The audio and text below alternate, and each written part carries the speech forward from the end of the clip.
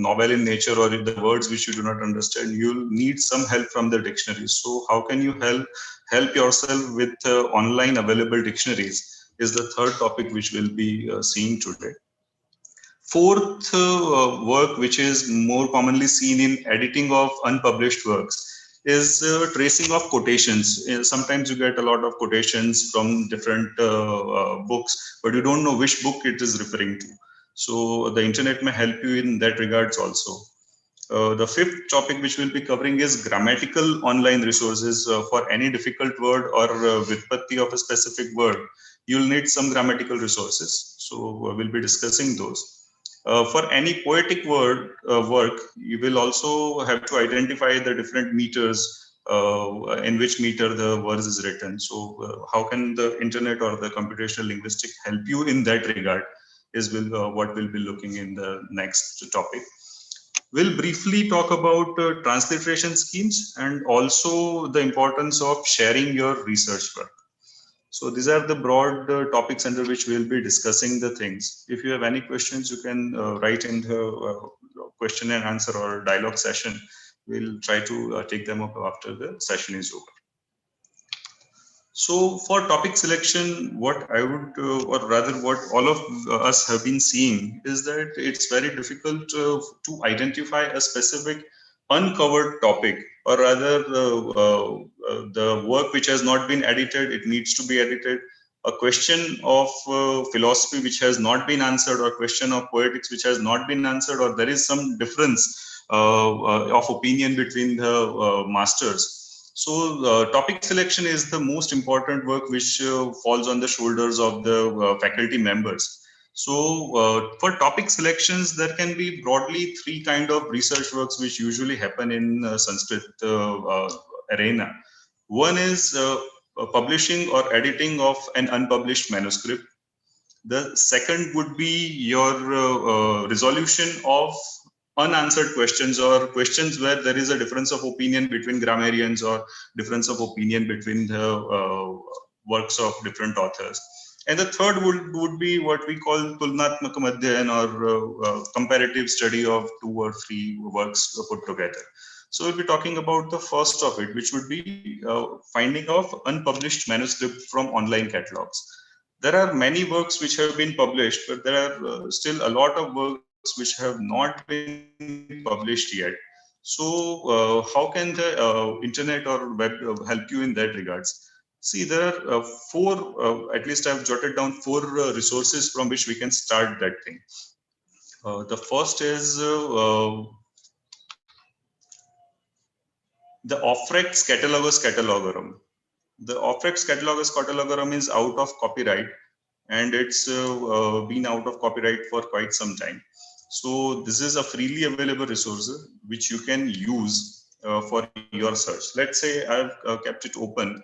I've been studying Vaisheshik Darshan recently, so I've just wrote whatever works are there on Kiranavali, or whatever works are there related to the works of Kiranavali of Uday, and I just wanted to search them. So I wrote the word here.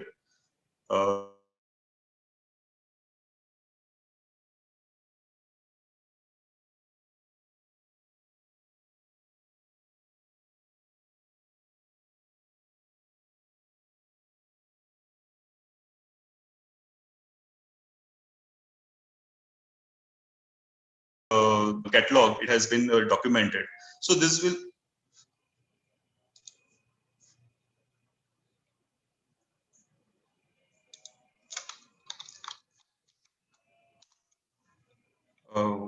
this will help you to get an idea of what work needs to be done. So this is about the Ofrex Catalogus Catalogorum. The second work which is ongoing is New Catalogus Catalogorum.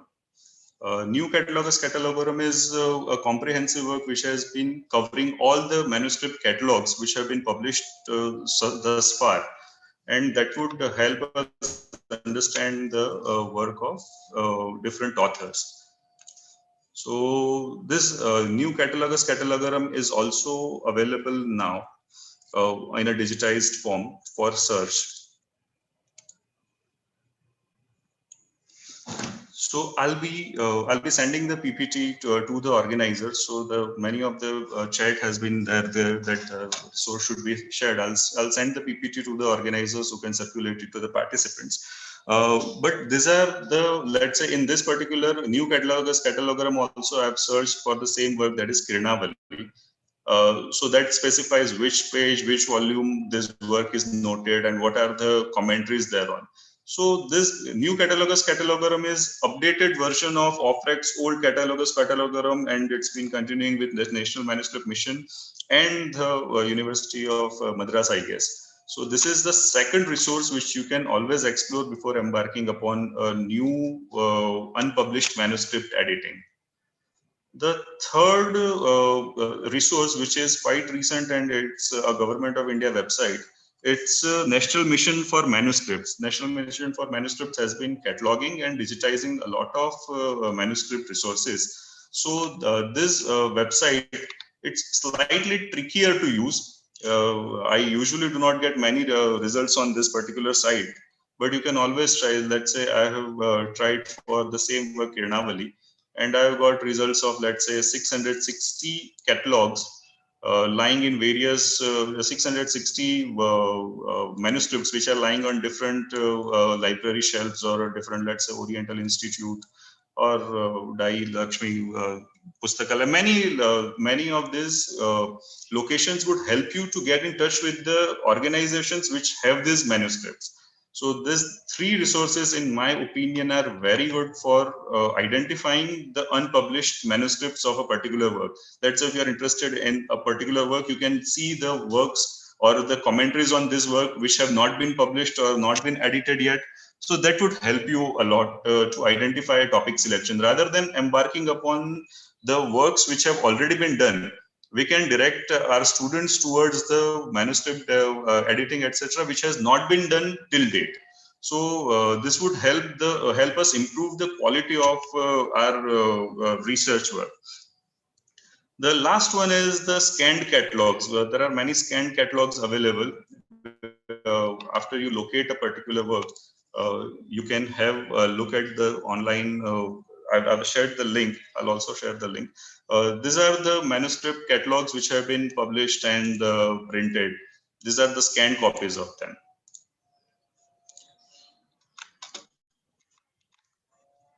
So this is about unpublished manuscripts from online catalogs for editing afresh.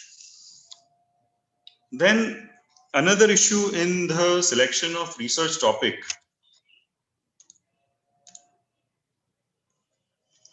Another issue in the research topic would be identification.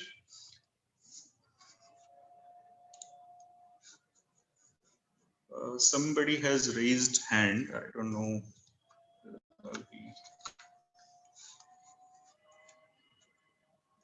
We can take questions and answers later on. If you have anything particular, you can write in the chat section. But we'll continue with the topic selection portion. The importance of identification of unresolved questions for research is immense. And there are a few ways in which the web would be able to help us in this regard. So any of us who has read any traditional commentaries or Shastra Charcha, they'll find these words Kechid, Anye, Tadasat, Tachintyam, Itre, Suvacham, Nirastam, Apastam. These all words, they all kind of give you an idea where there is a discord or where there is a difference of opinion between two masters. Let's say Vachaspati says X and his subsequent author says Y.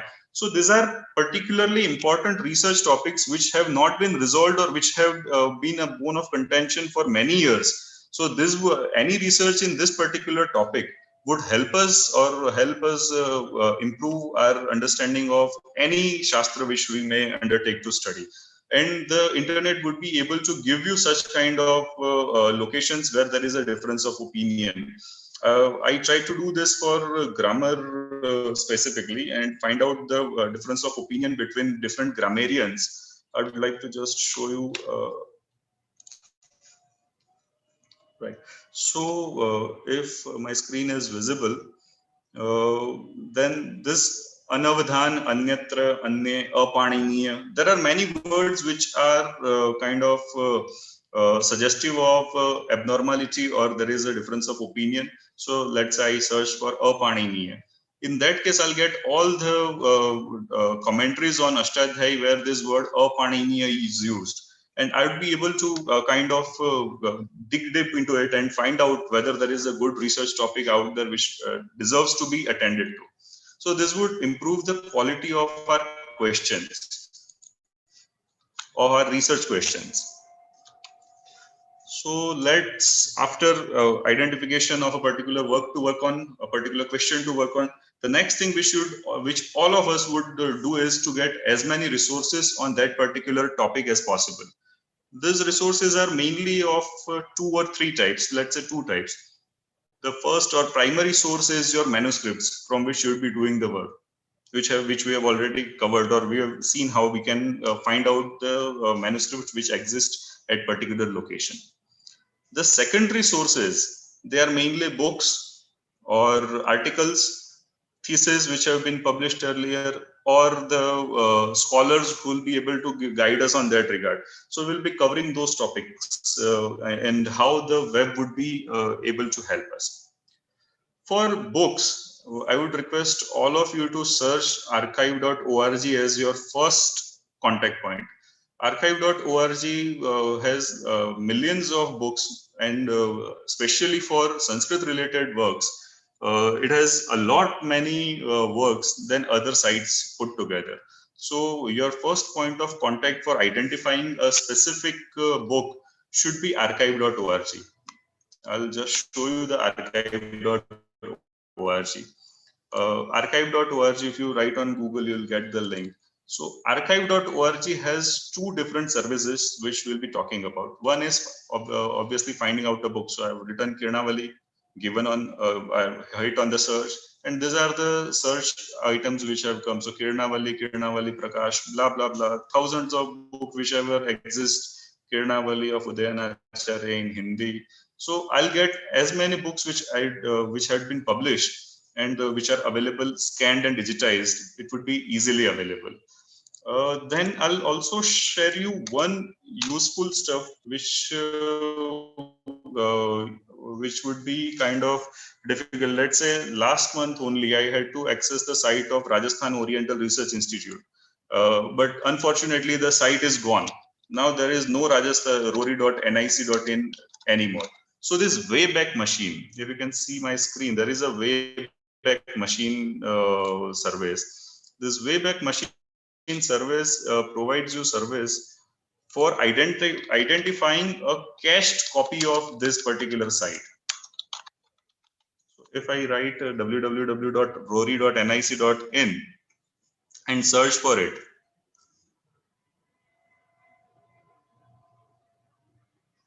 it would take some time. Right, so it has come, it was accessed in 2019. Last access was in December 2019. So this is a kind of snapshot of the website which existed on that particular time. If you click on it, you will be able to see that website. Now this website is unavailable, but it was available in December 2019. So you will be able to see the website as it existed on December 2019. So you'll have at least some useful stuff, some information which would be available to you. So over and above finding out books, the archive.org is wonderful resource for identifying lost websites. So you can always try if a website which you particularly liked was available earlier and now not available. You can always give this archive.org Wayback Machine a try. The second resource which I'll be talking about is Gretel. Gretel is, I think, German resource, and this German resource, right? So they have hundreds of digitized textbooks, hundred of digitized books. You can also download all of those texts rather than downloading it individually. And you have many topics: Ved, Epic, religious literature, poetry, shastra, grammar, lexicography, everything. So for grammar, you have Vakyapadiya, etc. So this is a wonderful resource for digitized text. The earlier archive.org was a resource in which you could find scanned copies. Now this is a proper digitized text format.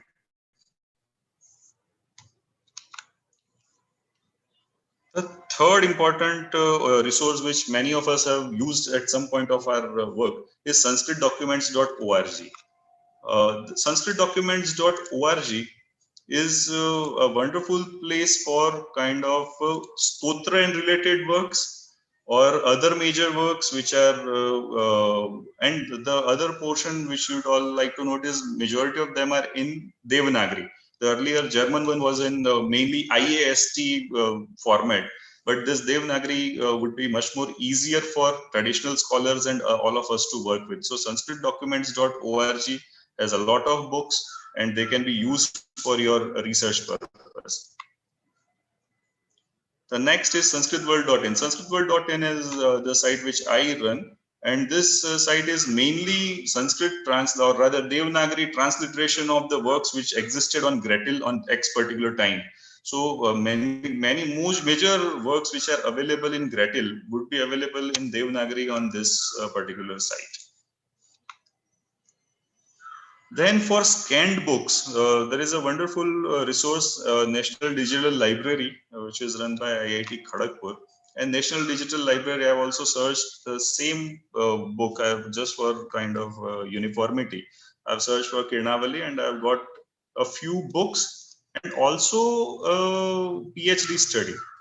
So this is a kind of combination of books plus PhD study sourced from different government of India organizations and kept at one place for search.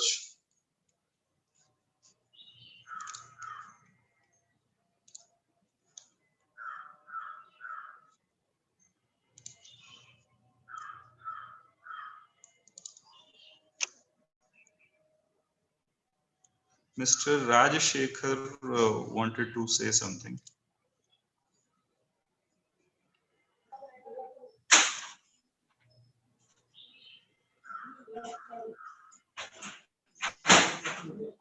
You can say if you have any issue. You can unmute yourself and say.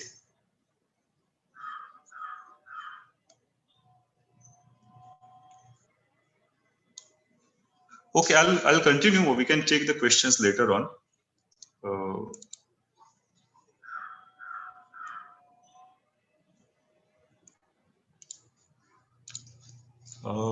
Then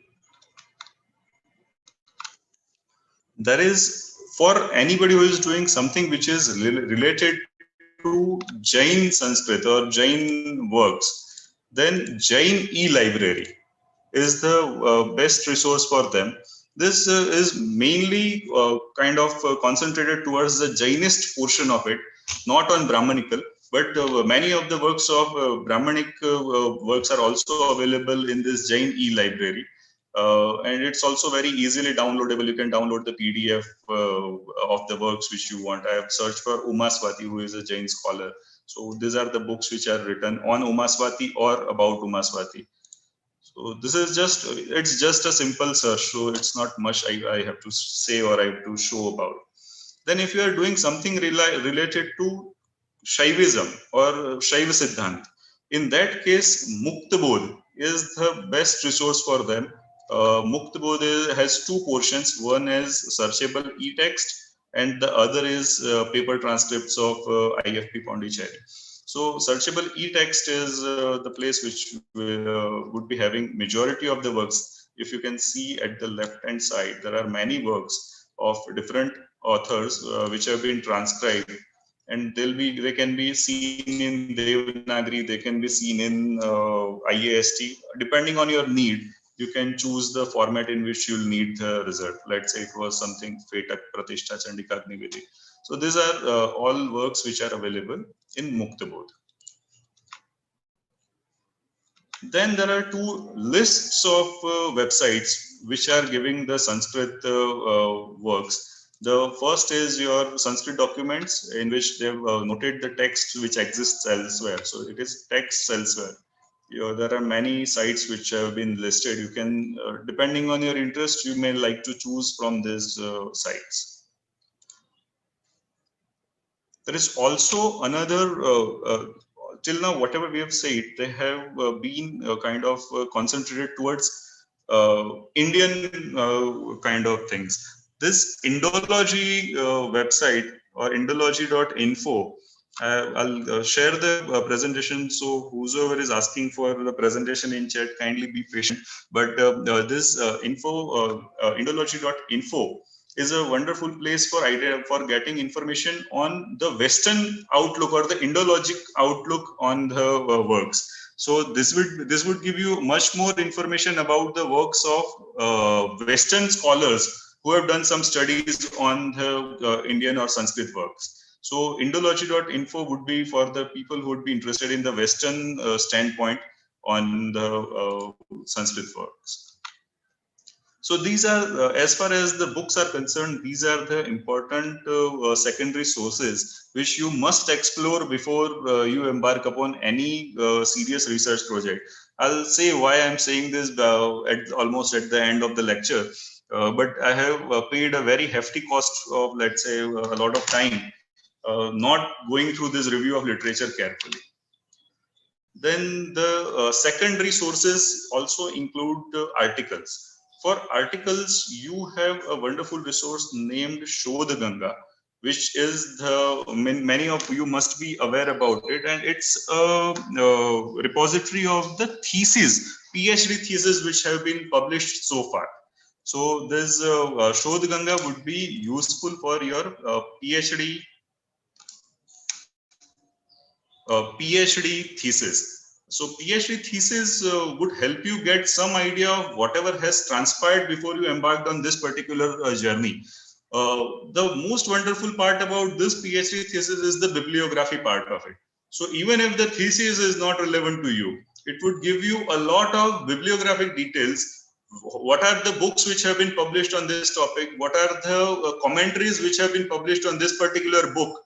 It would help you get an idea of whatever is happening or whatever has happened in the past. So this Shodh Ganga is a wonderful place where you can at least start. When I checked today, the site was down, but it's usually working. Yeah, it's on now.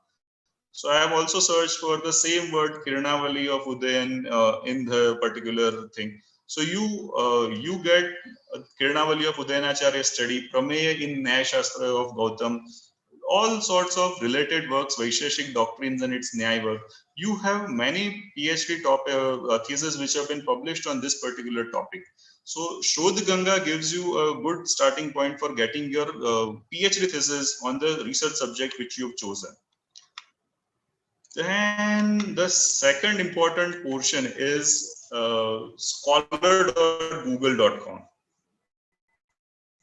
Scholar.google.com is a kind of reference system in which you can search. It's a Google service. It's scholar.google.com. Let's say I search for Yukti Deepika. Yukti Deepika is a Sankhya philosophic work or commentary. So when I searched for Yukti Deepika, then that gave me edited by blah blah blah, published on this particular year. It has been cited by this many articles. So this gives you the works which have cited this particular work, and it also gives you the kind of subsequent work, its previous work, what works it has cited. So this Google Scholar is kind of PhD thesis or papers, kind of giving references to whatever has been referred to into that particular paper. So this is about scholar.google.com. Then I had earlier kind of applied to all the universities for getting a thesis of MPhil. Many of PhD theses are available on this Shodh Ganga, but many of our MPhil theses are not available easily for anybody because we do not have a catalog of searching how we'll be able to access those theses. So 19 universities had responded to the application and had given the list of MPhil theses. The link is also shared in the presentation. I'll be sending it to the organizers. So this MPhil thesis are also a good start for your secondary resources. There are two kind of semi-paid services where people do upload their research work. One of them is academia.edu. That is a kind of semi-paid, semi-free kind of site. And the other is ResearchGate, researchgate.net. So these two are the places where mostly the Western world and many Indian scholars also, they upload their research papers. Maybe a PhD thesis, maybe a research paper presented in some conference. And let's say I have searched for Meghdut in academia.edu. So they are giving me 10, 15 papers which have worked, which are available in academia. But Western scholars do tend to upload their works on this particular two sites. So you may also like to have a look at this academia.edu, and the other one is ResearchGate. I'm not a member of ResearchGate, so I'll not be able to show you the screen. So this is about the availability of articles, the books and the articles for your review of literature. The last one would be your, let's say, if you are stuck somewhere and you want to contact the scholars on that field or scholars who are working on this field, then there are two particularly useful Google groups or rather email groups which you may explore. And those are Bharatiya Vidvat Parishad. I would request all the scholars who are interested in seriously pursuing the Sanskrit related study to kind of approach and become a member of this Bharatiya Vidvat Parishad. There are many questions. I'll show you a screen. So there are many issues which are discussed on that platform on daily basis. There are roughly 2,000, 3,000 members on that particular platform. Different kind of backgrounds. Some of them are from Vyakaran, some of them are from Nyaya. So for any given question, you'll be able to get some or the other result on that particular Google group. For Western world, there exists an Indology group, which I had already discussed earlier. This Indology group also keeps the discussion of various emails which had been exchanged. These are kind of archived by them, and you can search for them on this Indology group. So these two are the kind of email groups which exist for typically Indology related scholars. The third work, which has been which was done by the I think Rashtriya Sanskrit Sansthan, was an inventory of Sanskrit scholars as it existed on that particular time was prepared. If you search for this book, Inventory of Sanskrit Scholars, it would be kind of giving you the scholars who have worked on this particular field, or this would give you some idea of the scholars whom you can contact. So this is as far as it goes regarding review of literature in terms of books, in terms of articles, in terms of scholars.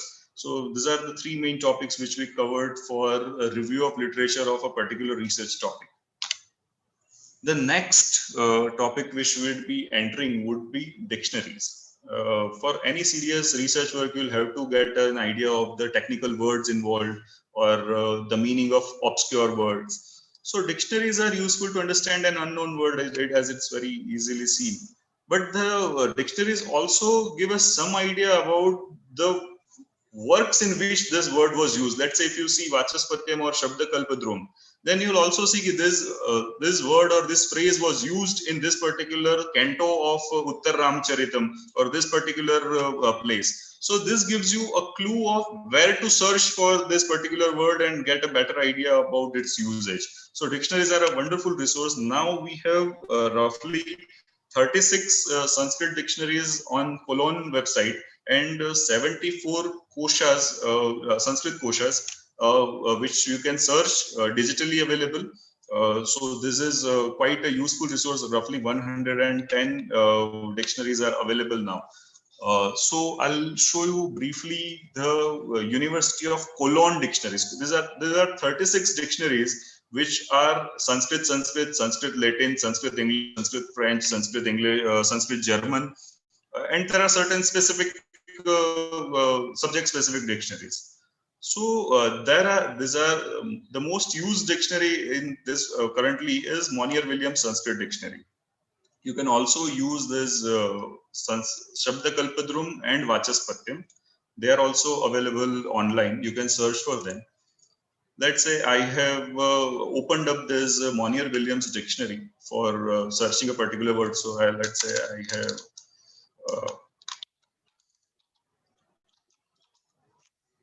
if I've searched for Kamala, then the meaning would crop up on the screen. So you can easily search for any word which you'd like to see. This is one portion of it.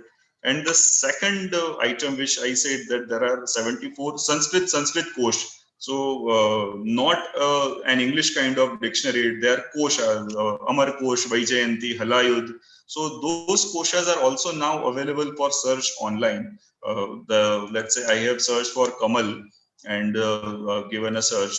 So there are many kind of dictionaries which have this work. Let's say if I see in Vaijayanti, there are this many lines which have the word Kamal in there. If I see in Amar Kosh, then also there are at least 3 lines which figure this word Kamal.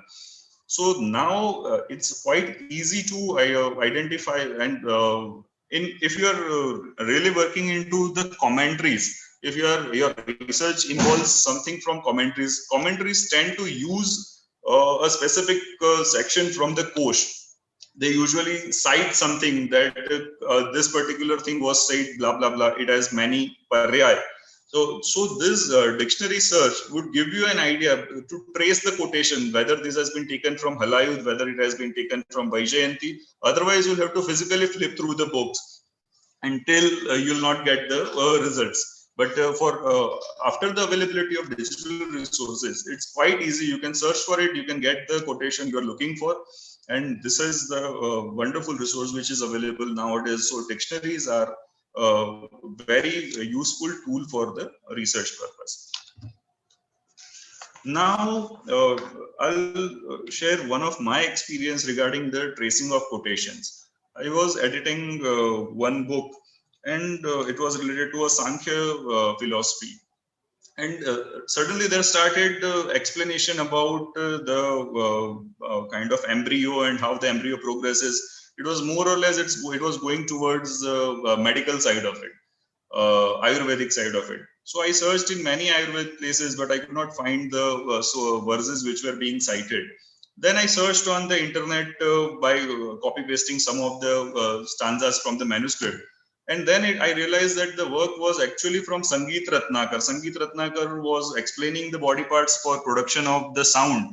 And Sangeet Ratnakar actually had those things. So tracing of quotations, which was a very laborious work earlier, especially in the manuscripts which are being edited for the first time, it has become quite easy to search it online. You can copy paste 2 or 3 of the words and particularly get the quotation.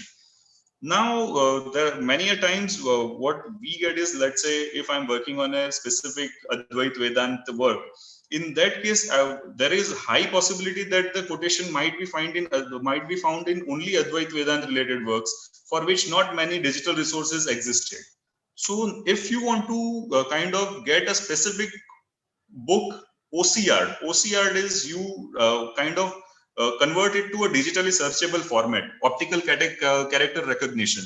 So it's very easy nowadays to do OCR without understanding any technicality, or and you can then search in that text whether the quotation which you are looking for actually exists or not. I'll just give you an example. I just randomly selected some PDF and tried to convert it to the searchable text, and then just try to compare. The Google Docs has been doing a wonderful job. Google, let's say this is particularly from Kosh Kalpataru, and Kosh Kalpataru, the above portion is the screenshot. Shatatrayat Shashtadika Dinana Mesha, blah blah blah. And the below one, or the lower one, is the digitized format which has come out without any human intervention. It's from Google Docs only, and it's kind of searchable. You can search in it. So you cannot search in a printed book, but you can always search in this OCR. So this would be a wonderful starting point. You can always OCR the books which you want to read or rather search. So this would be easily available on Google Docs. And I've also shown in the kind of this PPT how to do it. But this has been very useful for me, at least, to kind of get text out of printed books.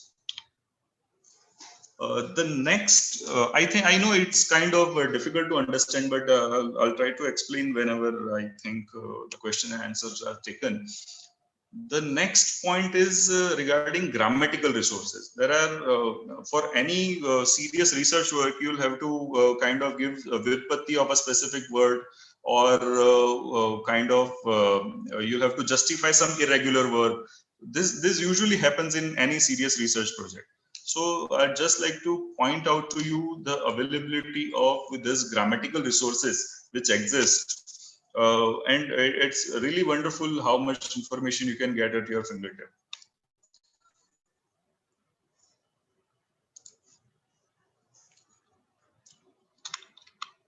I'll start with just a moment.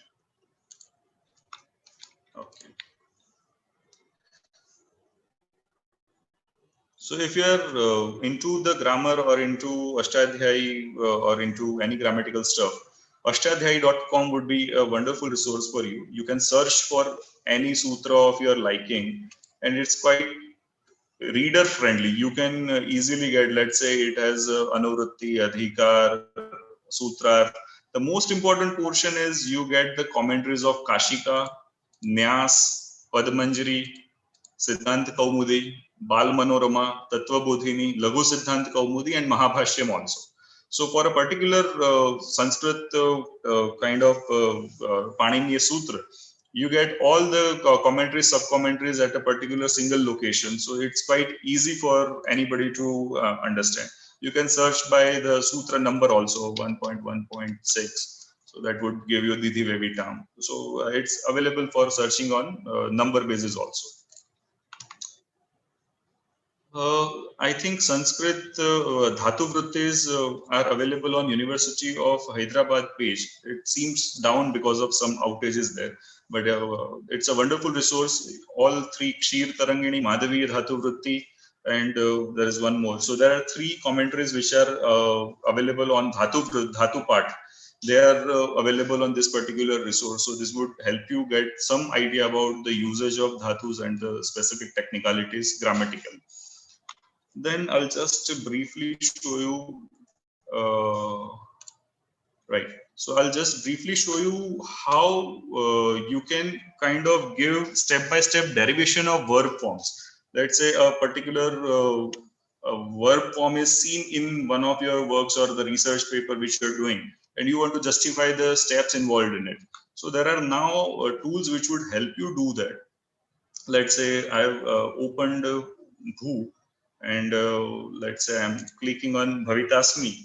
So Bhavitasmi, if you can see on the right side of the screen, then Bhu, Bhuvada, Dhata, blah, blah, blah, all these many Paniniya rules were applied. And at the end of it, it came out to be Bhavitasmi. So these are the tools which are now available for step-by-step generation of verb forms. I'll also show you on the Sanskrit World site. Let's say Bhu, Lat, Kartruvachya. Then out of this three Bhu, let's say select Bhu Sattayam. And we are searching for it. So Bhu, you'll get Bhavati, Bhavata, Bhavanti, whatever is the technical output. But you can see that there would be a step-by-step derivation. Bhuvadaya, Dhatavaha, La, Karmani, Vartamana, Lat. Then Tip, Shop, the Sarvadhatu, Kardhatu, Kiyoho, Esho, Yavayavaha. And finally you get Bhavati. So this step-by-step derivation would be very useful for the students who are beginning to learn grammar, or who are interested to use grammatical theory into their research work. Okay, I'll also share one more thing. let's say Paniniya system is made very kind of thoughtfully. So if you want to see the effect of non-existence of a particular sutra to the whole system, let's say we see that Sarvadhatu Kardhatu Kyoho causes bhu to change to bho, and thereafter bho bhavati, and you get bhavati. So if this Sarvadhatu Kardhatu Kyoho did not exist in Paninian system, what would have been the effect? So if you want to kind of search on that particular thing, let's say it's 7384. Let's go back.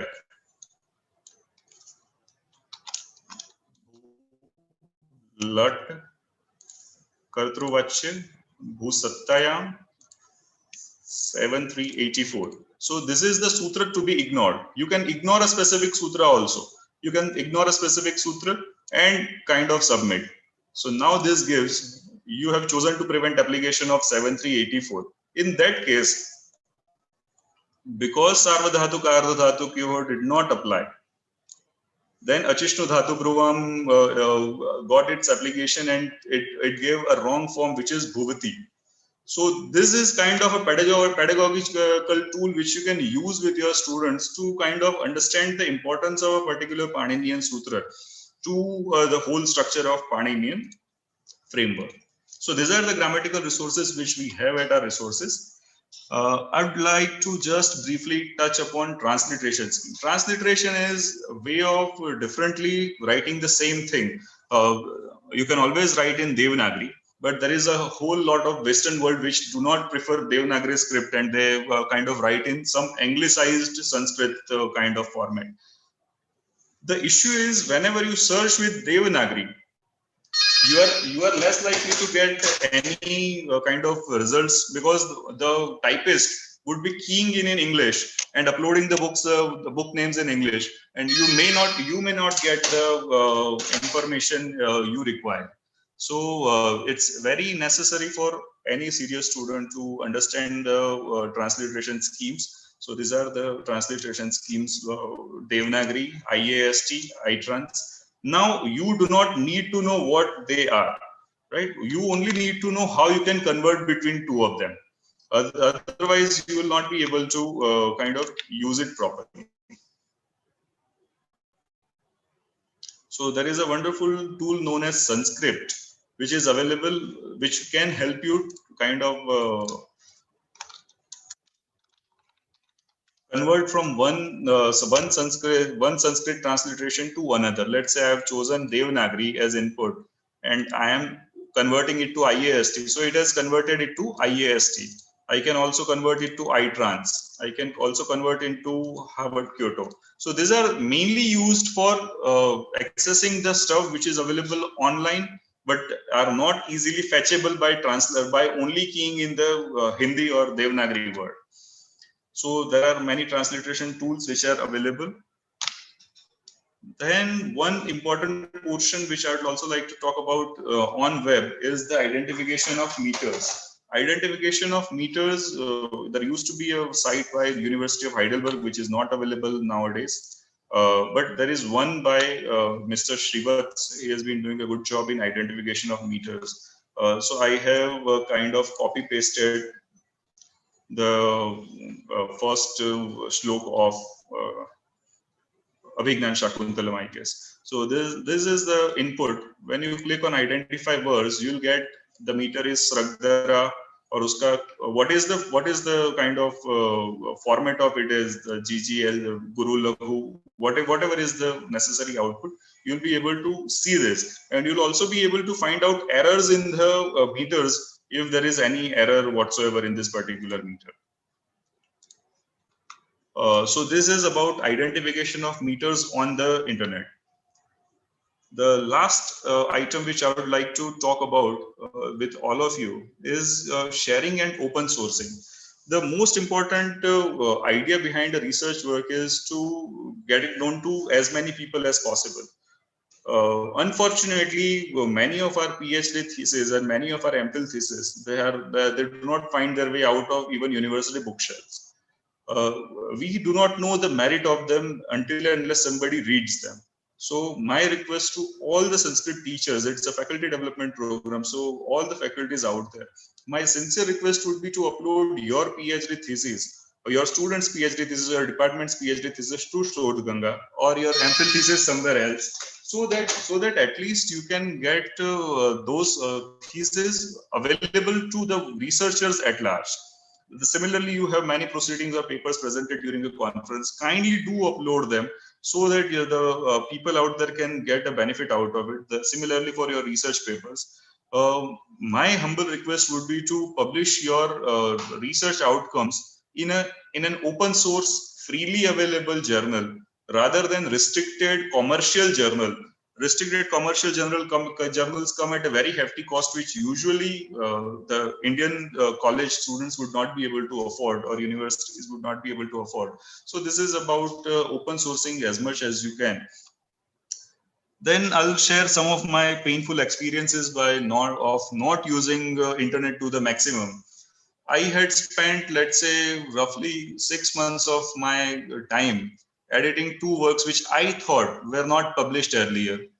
But after toiling for this 3 months, 6 months after this particular projects, and then I realized that this work was published in 1960 from University of Osmania Institute or somewhere else. And then it's very painful. And all of us go through this process somewhere or the other. Sometimes you spend a lot of work on a particular thing and then come to know this has already been done and I've wasted my time.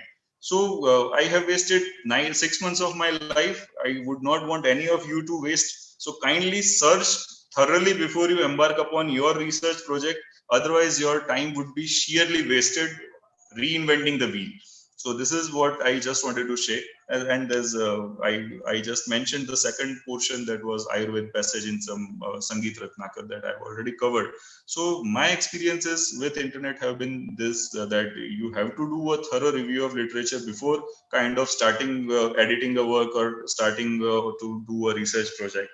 So this is what I had to say about the utility of web and the availability of resources. Once again, I'll say that I'll share the presentation with the organizers. They'll be able to share. I don't know whether I'll be directly able to share, but I'll be able to send this to the organizers. They'll further share it to the participants. Now, if participants have any questions, or as the organizers would say, we'll continue with this further.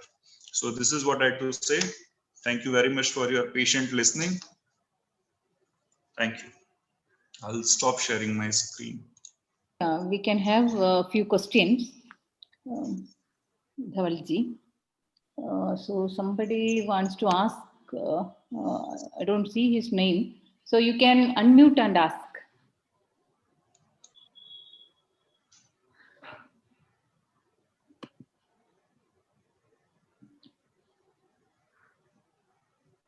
So someone wants to ask question, you can.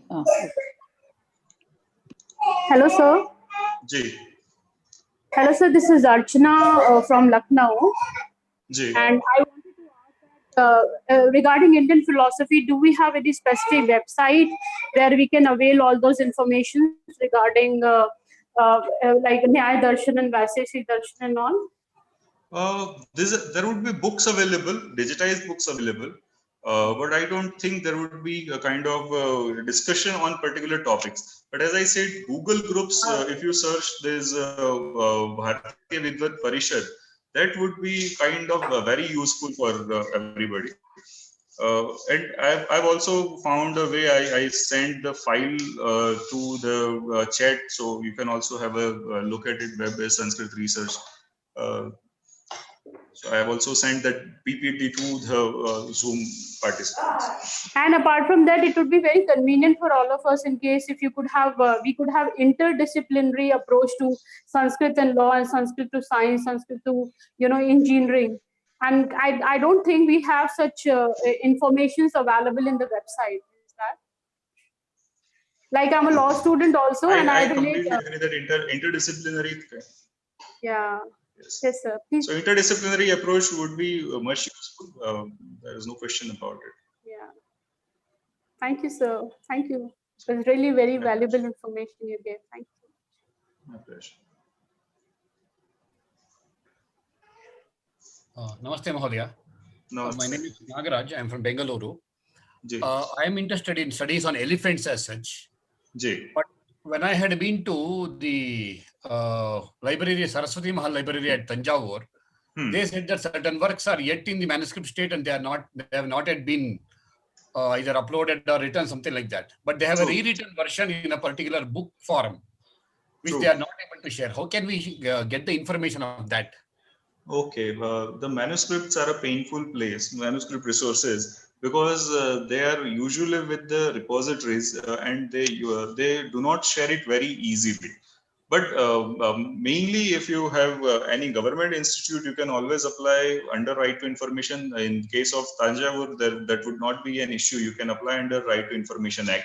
But usually if you ask for a particular one or two manuscripts, then usually they do provide the transcript or a copy of that particular manuscript. But yes, you'll have to learn how to read older language or older kind of what do you call lipi. You'll have to learn that. Dhanyawad.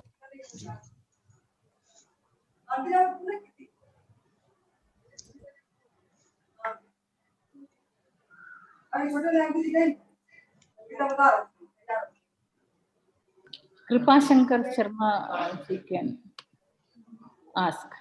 You can unmute and ask question.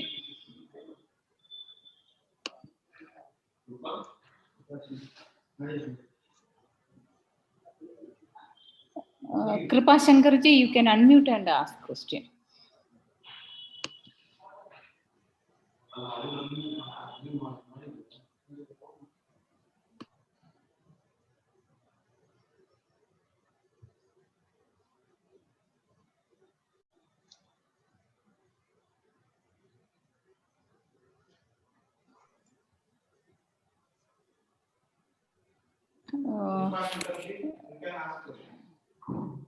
Okay, anyone else wants to ask?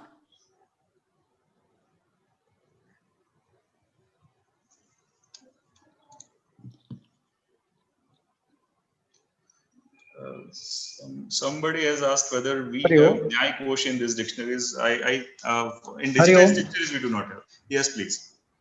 Kripashankar bata. Namaste Kripashankar ji.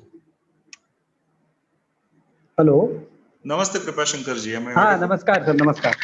मेरा एक निवेदन ये था कि जो पांडुलिपियों के विषय में आपने अभी चर्चाएं काफी करी है, इसमें ये है कि मेरा एक जिज्ञासा है कि यदि पांडुलिपियों पर कोई कार्य करना चाहता है और उसके पास एक ही पांडुलिपि है, एक ही मैन्युस्क्रिप्ट है, तो वो क्या उसका संपादन नहीं हो सकता है?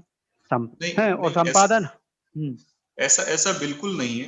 एक मैन्युस्क्रिप्ट से भी संपादन संभव है, पर उसमें एक ही प्रश्न रहता है कि उसमें आपको पाठांतर या किसी पाठ में अगर लेखक से या जो प्रमाद से गलती हुई है, जो संशोधन अपेक्षित है, हाँ, वो जो गलती है उसको आपको पकड़ना आना चाहिए और उसमें आपको प्रॉपरली उसको नोट करना चाहिए कि ये किस्से में मैंने पाठ में ये लिखा है पर मैंने उसका पाठ यह दिया है, वो मैंने अपनी बुद्धि से दिया है.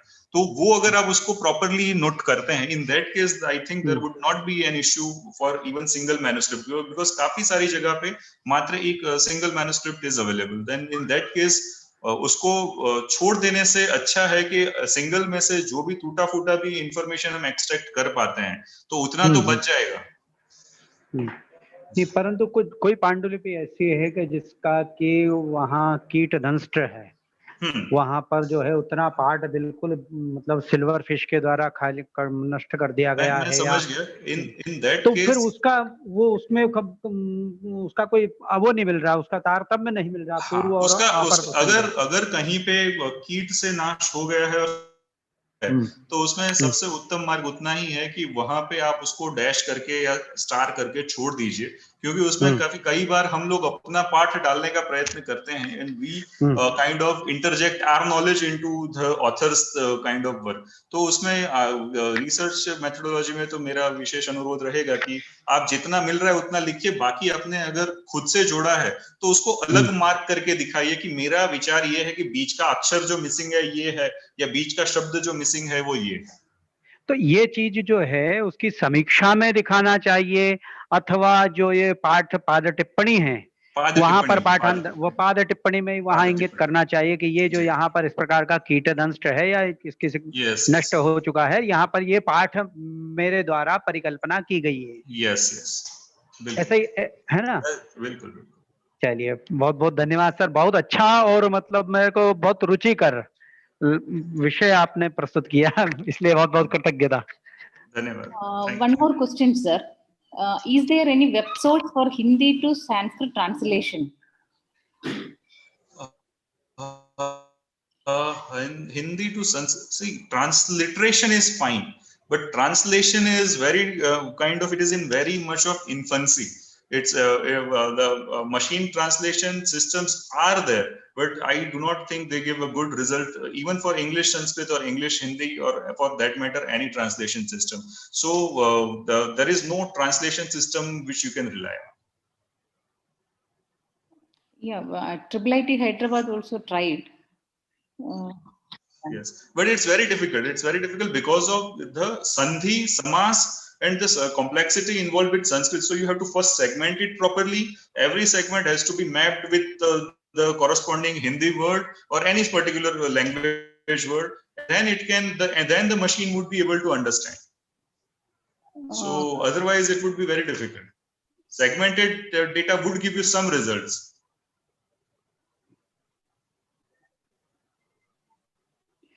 Yeah, one more question here in the chat box.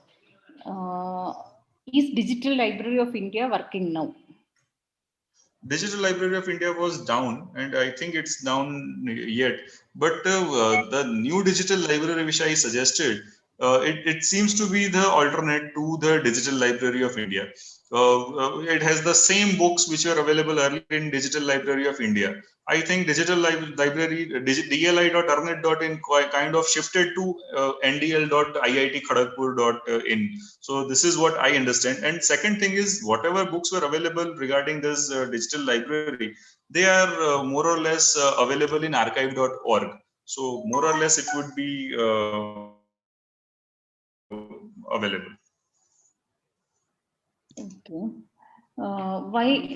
Why all books are not readable in Google Books? Someone, Mukesh Bhatt is asking. Okay, Google Books, in some of the Google Books give you two kind of thing. One is out of copyright, and the second is within copyright. If the book is within copyright, you'll not be able to read the whole book. You'll be able to read, let's say, 4 or 5 pages, or you'll be able to, in some cases, only read a snippet. If you search for Kirnavali, then they'll give you only a line in which Kirnavali is mentioned. So this is because of copyright. The book needs to be purchased, kind of. So because copyright, you cannot have it legally digitized and available. So a majority of cases, it's because of copyright that you're not able to read. Yeah, few more questions are here. How do I contact the IITK website and Wikisource creators for sending my feedback? You can send. Wikisource is easy. You can kind of write there only. So Wikisource, whatever you want to correct, you can correct on Wikisource. That's the idea about Wikisource. But IIT Kharagpur, I think you'll have to mail them. One more question. How could I use OCR for searching documents? What is the process? Could you please explain? Okay, just a moment. Let me go back. I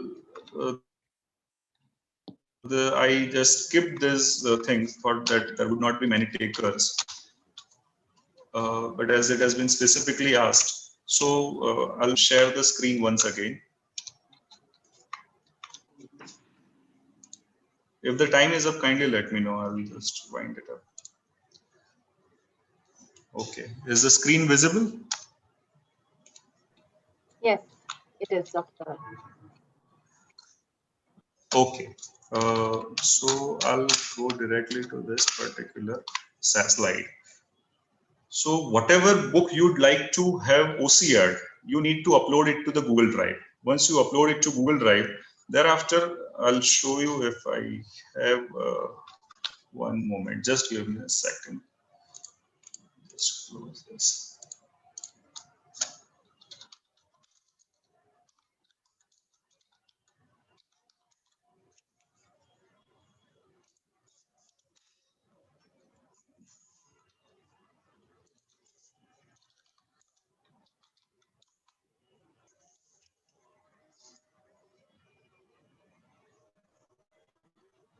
let's say I'm opening my Google Drive.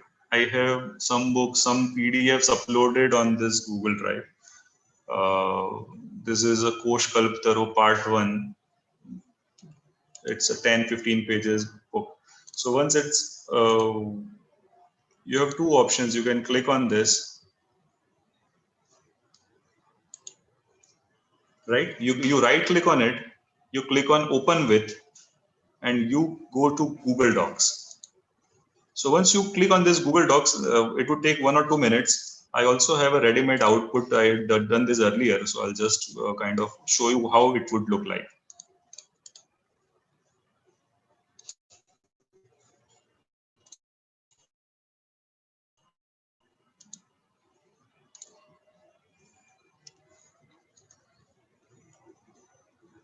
So this is the precise copy which I showed in this presentation. This Kosh Kalptaru pages 62 to 71, they got OCR'd now. As you can see, this is searchable. I can search for Savan, I can search for Aindav, I can search for Chandra. Whatever words you want to search, you can search. Earlier, it was only a printed book. Now it's a full-fledged searchable text. It may have errors. The OCR is not foolproof, but even if it has 90% of accuracy, it's a good enough thing for me. I only want to search for particular word, right? So see, this is the output of the OCR, and it's kind of very convenient. See, this is the live one which we just clicked on. Right click, Google Docs, open the file, open with, right click, and then we got this. So I'll just once again show. Right click, open with Google Docs. That's it. So then you'll have a OCR copy. So this is how you OCR. It's very easy, no technical thing involved.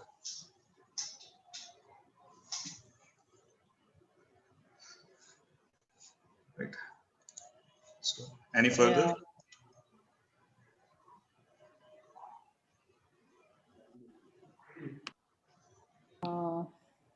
We can take one more question, sir, then we will wind up. Yes, please.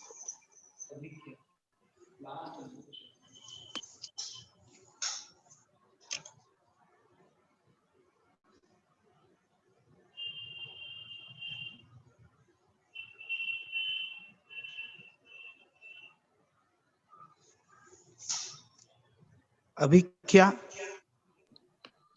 प्रश्नं प्रष्टुं शक्नोति अधुना भवति unmute कृत्वा भवति स्वयं unmute कृत्वा प्रश्नं प्रष्टुं शक्नोति धन्यवादः hello sir ji Abhigya ji sir do we have any chance of getting Nyaya Kosha in digitalized form it can be digitized but it would require a lot of proofreading, etc. So, but ultimately, the most important question is whether the book is out of copyright or not.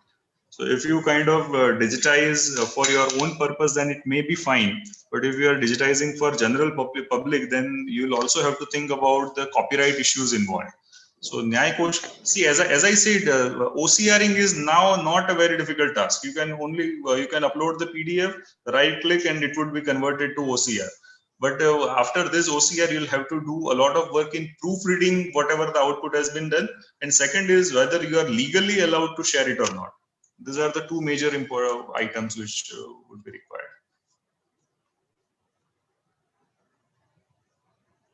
Otherwise, you can scan any book, you can convert it to OCR, and you can kind of proofread it, and it's available in digital form. Quite easy.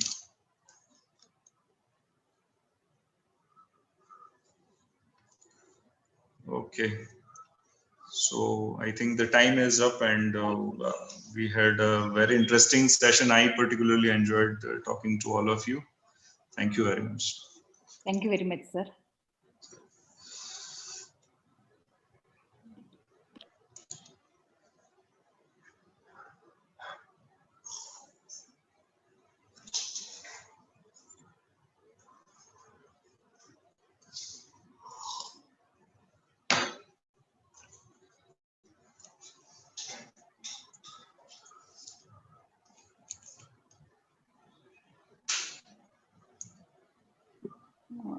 Uma, you can. Yeah, Dr. Dhaval, thank you so much for the information-packed lecture. You definitely have saved many hours, if not months, of time for scholars and students and teachers like us. Appreciate your time. Thank you very much. Namaste. Thank you very much. Thank you very much. Our next speaker for the day is Dr. Ganesh Anant Hegde. I think he's already here. Advisor, NAAC Bangalore. Dr. Ganesh is an expert academician in the assessment and accreditation arena in the country today. He has been with NAAC for more than 2 decades now in several capacities. He holds a doctorate degree in mass communication and journalism from the University of Mysore. True to his spirit, Dr. Hegde has organized several workshops for principals and faculty members for undergoing the process of accreditation. He has conducted several assessors and training programs at NAAC for vice chancellors, professors, and principals all over the country for training prospective NAAC peer team experts. Dr. Hegde has participated and contributed to national and international seminars on higher education, assessment and accreditation, internal quality assurance system, quality in teacher education, best practices, and so on. Dr. Hegde's vision is to make quality and excellence the motto of higher educational institutions in India. Dr. Ganesh Hegde has authored 2 books. One is on information, communication technology, and higher education, and another one is 7 action points for IQAC. Before joining NAAC, Dr. Hegde served as the publication executive in the Department of Science and Technology, Vigyan Prasar, Government of India, New Delhi. He'll be talking on assessment and accreditation in Sanskrit universities and colleges, Samskrita Vishwavidyalayanaam, Mahavishwavidyalayanaancha Mulyankana Prakriya. Welcome, Dr. Ganesh. Namaste. Namaste.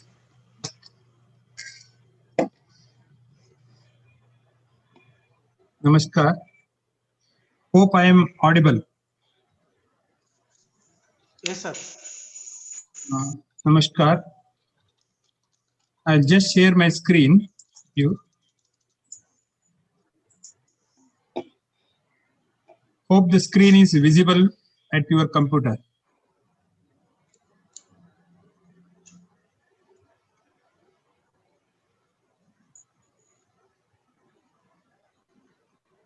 Dr. Uma Bhagini? Yes, sir. Yes, sir. It's visible. Hope the screen is visible. Yes, yes, sir. It's visible.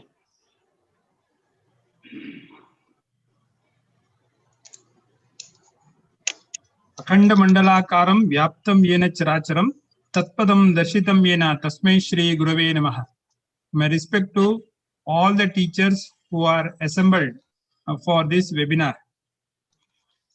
At the outset, I would like to thank the Karnataka Sanskrit University and all his team for making this webinar for the Sanskrit universities and also the Sanskrit colleges which are undergoing for the various stages for the accreditation process, as well as the faculty development program which we are conducting on behalf of the Sanskrit University. I just would like to share with you that the NAAC Bangalore has brought out the Sanskrit universities, especially for the assessment purpose, a manual which is called the Swadhyayana Prativedana Darshika. So Sanskrit universities, which are around 17 universities are there in the country, which has got a specific purpose and also the specific work towards the Sanskrit popularization as well as the Sanskrit literature development in various regions which are there throughout the country. NAAC has brought this manual on the basis of the committee recommended, as you are all knowing that Sanskrit Vision 2020 has recommended that there should be some policies and procedures to be adopted to support the institutions which are particularly when it comes to the Sanskrit funding in the UGC as well as the evaluation in the NAC process. I just would like to share with you that this book which you are seeing in front of you is the book which the manual which NAC has brought out to evaluate the colleges, the universities throughout the country. Right now, those colleges which are undergoing for the accreditation have to follow the general college guideline. For Sanskrit college, we don't have a separate process, but for the Sanskrit universities, NAC has brought out a new guideline which is available in the NAC website. I just would like.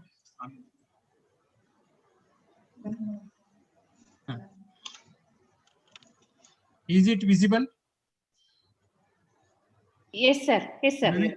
Ravi Joshi Mahadaya? Yes, Darshayati va? Yes, sir. You are visible. Please continue, sir. I may not be fluent in the Sanskrit, but I am a Sanskrit lover.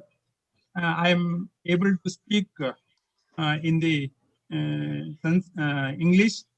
Hope the organizers will allow me to speak in Sanskrit, in English, and as well as in sometimes in Hindi. Sure, sir. Please continue, sir. No this assessment and accreditation particularly is like a marathon. Sometimes it is a 400 into 400 meter relay. Sometimes it is a 100-meter relay. Sometimes it is a marathon, depending upon the institutional strength, institutional documentary evidences.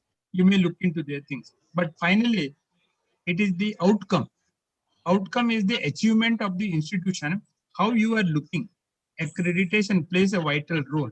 Suppose if our students who are all coming from the various Sanskrit universities, it may be Lal Bahadur Shastri Sanskrit University or a National Sanskrit University, or maybe the Puri Jagannath Sanskrit University, or maybe Kannada Sanskrit University. So all Sanskrit University students, when they come out from the Indian perspective, they should be acceptable in the international standard. The accreditation plays a vital role. If a student comes from the accredited institution, and if he goes to Germany for his further study, and the German universities will be asking that, have your program has been accredited by NAC or not? If it has been accredited, he may get the exemption in the fees, he may get the scholarship, he may get the hostel facility. There are various facilities are available throughout the world. If the institutions which get accredited by the NAC, this is one thing called the mutual recognition. In the government of India, in the UGC, in the MHRD, or in various state government also, before funding, they will ask whether your program has been accredited or your institution have been accredited by the NAC or not. Now, looking into the various things, the accreditation plays a vital role. I just would like to give a small example. In many universities or in the colleges, when a parent would like to make their ward to be a graduate or a postgraduate, they will ask first thing whether your institution have undergone an NAC accreditation, what is the rank which you got, or what is the score you have got, what is the grade you have got. Accreditation plays a vital role. In the coming years, in the new education policy, the policy states that every higher education institutions which are there in our country has to undergo the accreditation by the accrediting agency. Whether it is a NAC or an NBA or accreditation board by the agriculture university, various boards will be there. But accreditation is a mandatory to go for the assessment by a NAC. As you all know that there are 1,000 universities are there in the country. There are various Sanskrit universities also there in the country. There are various language universities also there. NAAC looks into the various type of the institutions, particularly for Sanskrit. NAAC has brought out this सांस्थिक प्रत्यायनम Sanskrit विश्वविद्यालयानां स्वाध्यायन प्रतिवेदन निदर्शिका. So this institutional accreditation manual for self-study for Sanskrit universities, which has been implemented by the NAAC in 2018. All universities, all Sanskrit universities particularly, which are undergoing for the accreditation, has to submit the self-study report in Sanskrit only. The software has been developed for various matrices at the NAAC level, and if you prepare the self-study report in Sanskrit, you will be able to submit in the Sanskrit word only in the NAAC portal. So one first part, जो प्रथम अनुभाग जो है, तो इसमें संस्कृत विश्वविद्यालयानां कृते मूल्यांकनस्य प्रत्यायनस्य च मार्गदर्शनस्य सूत्राणि अस्ति. In this first section A of the guideline, you will be able to have the procedure guideline, executive summary, profile of the university, quality indicator framework, extended profile. In the few slides, I will be able to share with you at how this Sanskrit University meticulously has been designed with the various questions and the matrices. In the second part, which is called द्वितीय अनुभाग में, जो स्वाध्यायन प्रतिवेदन अपेक्षिता दत्तांश है, इसमें दशांश का साथ साथ शब्द सूची है, संक्षिप्त सूची भी है. There are abbreviations are there. There is a glossary is there. There are new vocabulary which NAAC has brought out. I just would like to share with you that our committee headed by Professor Radhavallabh Tripathi has done a wonderful job. If you look into this Sanskrit manual, you will be able to appreciate that the NAAC has brought out more than 55 new words which has been contributed to the assessment and accreditation, and also the higher education institutions, which you must have not thought in the previous, but NAAC has brought out the new vocabulary in the accreditation process. As you all know that, I just would like to share with you that the process which comes with the IIQA procedure. IIQA means the Institutional Information for Quality Assessment. When you would like to apply to the NAAC, you have to apply through the IIQA. If the institution is already accredited, then they have to go with the previous accreditation cycle, and the next 5 years they have to submit the IIQA. Now, the SSR preparation has to be done. Today's the webinar, which will help you to understand how meticulously NAAC has made these matrices. As you make the question paper to the student, NAAC has made the question paper to the institutions. This question paper lies between the both quantitative and the qualitative questions. Before going to the IIQA, my request to the institution is that kindly prepare your full self-study report. जो स्वाध्यायन प्रतिवेदन संस्थिका जो है, इसका साथ साथ आपने पहले आपका self-study report preparation कर दीजिए. Then only you go ahead with the IIQA submission. My request to the institution is that when you fully prepare with the data template, with the self-study report, and also the student data which you are having, every student should have an email ID. With this COVID-19 situation, you must have had the various webinars which you will be conducting to the student. So student should have the email ID. NAAC will make the student satisfaction survey online. When you give the email ID of the student to the NAAC, what we suggest is that if you are having the 850 students in the university, let us say in various department, you will be having something around 800 students. So all student email ID you have to give it to NAAC. When you submit the self-study report to the NAAC, NAAC will conduct an online student satisfaction survey. That is the reason we need the student email ID. There is a structured format is available for the student satisfaction survey. Now, the DVV process. What is a DVV process? Data validation and verification. Data validation and verification is very simple. I just would like to give one example here. Suppose if you are traveling from Bangalore to Kochi by a bus, then you have a ticket which is online you have booked. When you board the bus, the conductor will ask you the ticket, then you will produce a ticket. He will ask you the identification proof that you are the person you are traveling. Then he will take you the ID proof.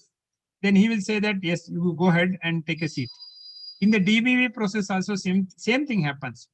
You claim some of the document and you have to give the documentary evidence.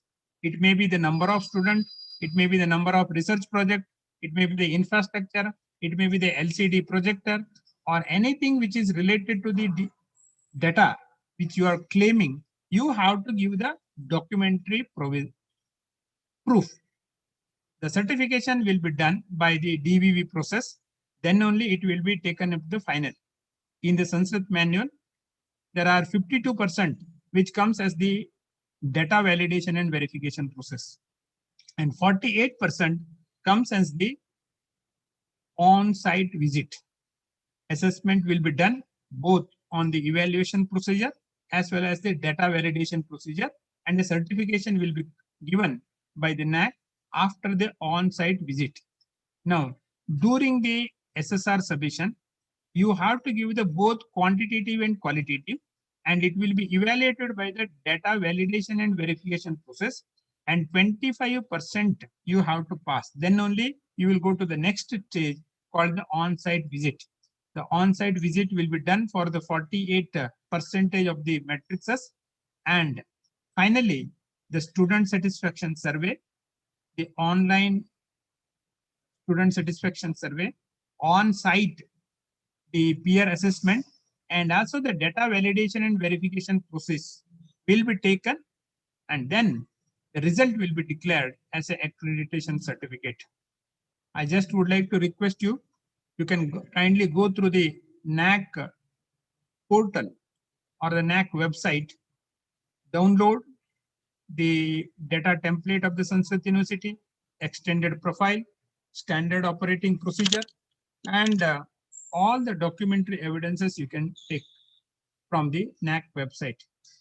From 2017 onwards, there is a qualitative data which institutions need to give, and a quantitative data which will be an indicator which need to be evaluated through the data validation and verification procedure. The qualitative data will be evaluated through the peer judgment. Any institutions which are applying to the NAAC, which has to qualify the pre-qualifier. What is a pre-qualifier? A pre-qualifier is the one where the 25% of the data which the institutions are giving has to be passed. Then only they will be considered for the on-site visit. If you look into the NAAC manual, there are 63 matrices comes as the qualitative metrics. There are 88 metrics comes as the quantitative metric. Out of the 88 metrics, 25% score the institution has to pass. Then only they will be called as the pre-qualifier. The pre-qualifier will be done during the DVV process.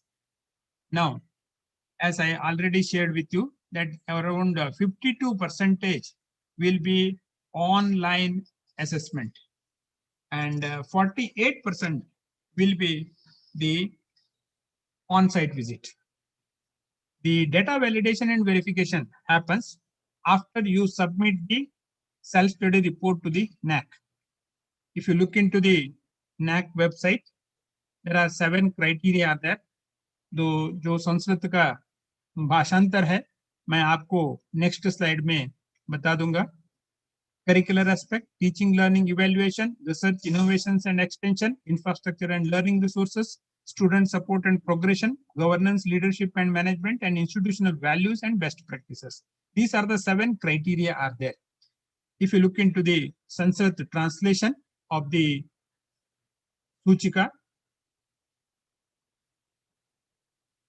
पाठ्यचर्या अपेक्षा, शिक्षण अधिगमता कार्यक्रम मूल्यांकन, अनुसंधान नवाचार, मूलभूत संसाधन, छात्राणि प्रवृद्धनं पुरोगतश्च, प्रशासनं नेतृत्वं च प्रबंधनं च, सांस्थानिक मूल्यानि सर्वोत्तम उपकरणा पाठ्यश्च. So these are 7 criteria which are there in the NAAC process. There are various key indicators have been newly introduced by the NAAC. The nomenclature for the general universities and Sanskrit universities not been changed, but only the questions which are under the each matrix has been modified to suit the Sanskrit universities. For example, innovations ecosystem, alumni engagement, institutional distinctiveness. We have kept the institutional distinctiveness also as it is. Though it is a Sanskrit university, there is a separate manual will be there.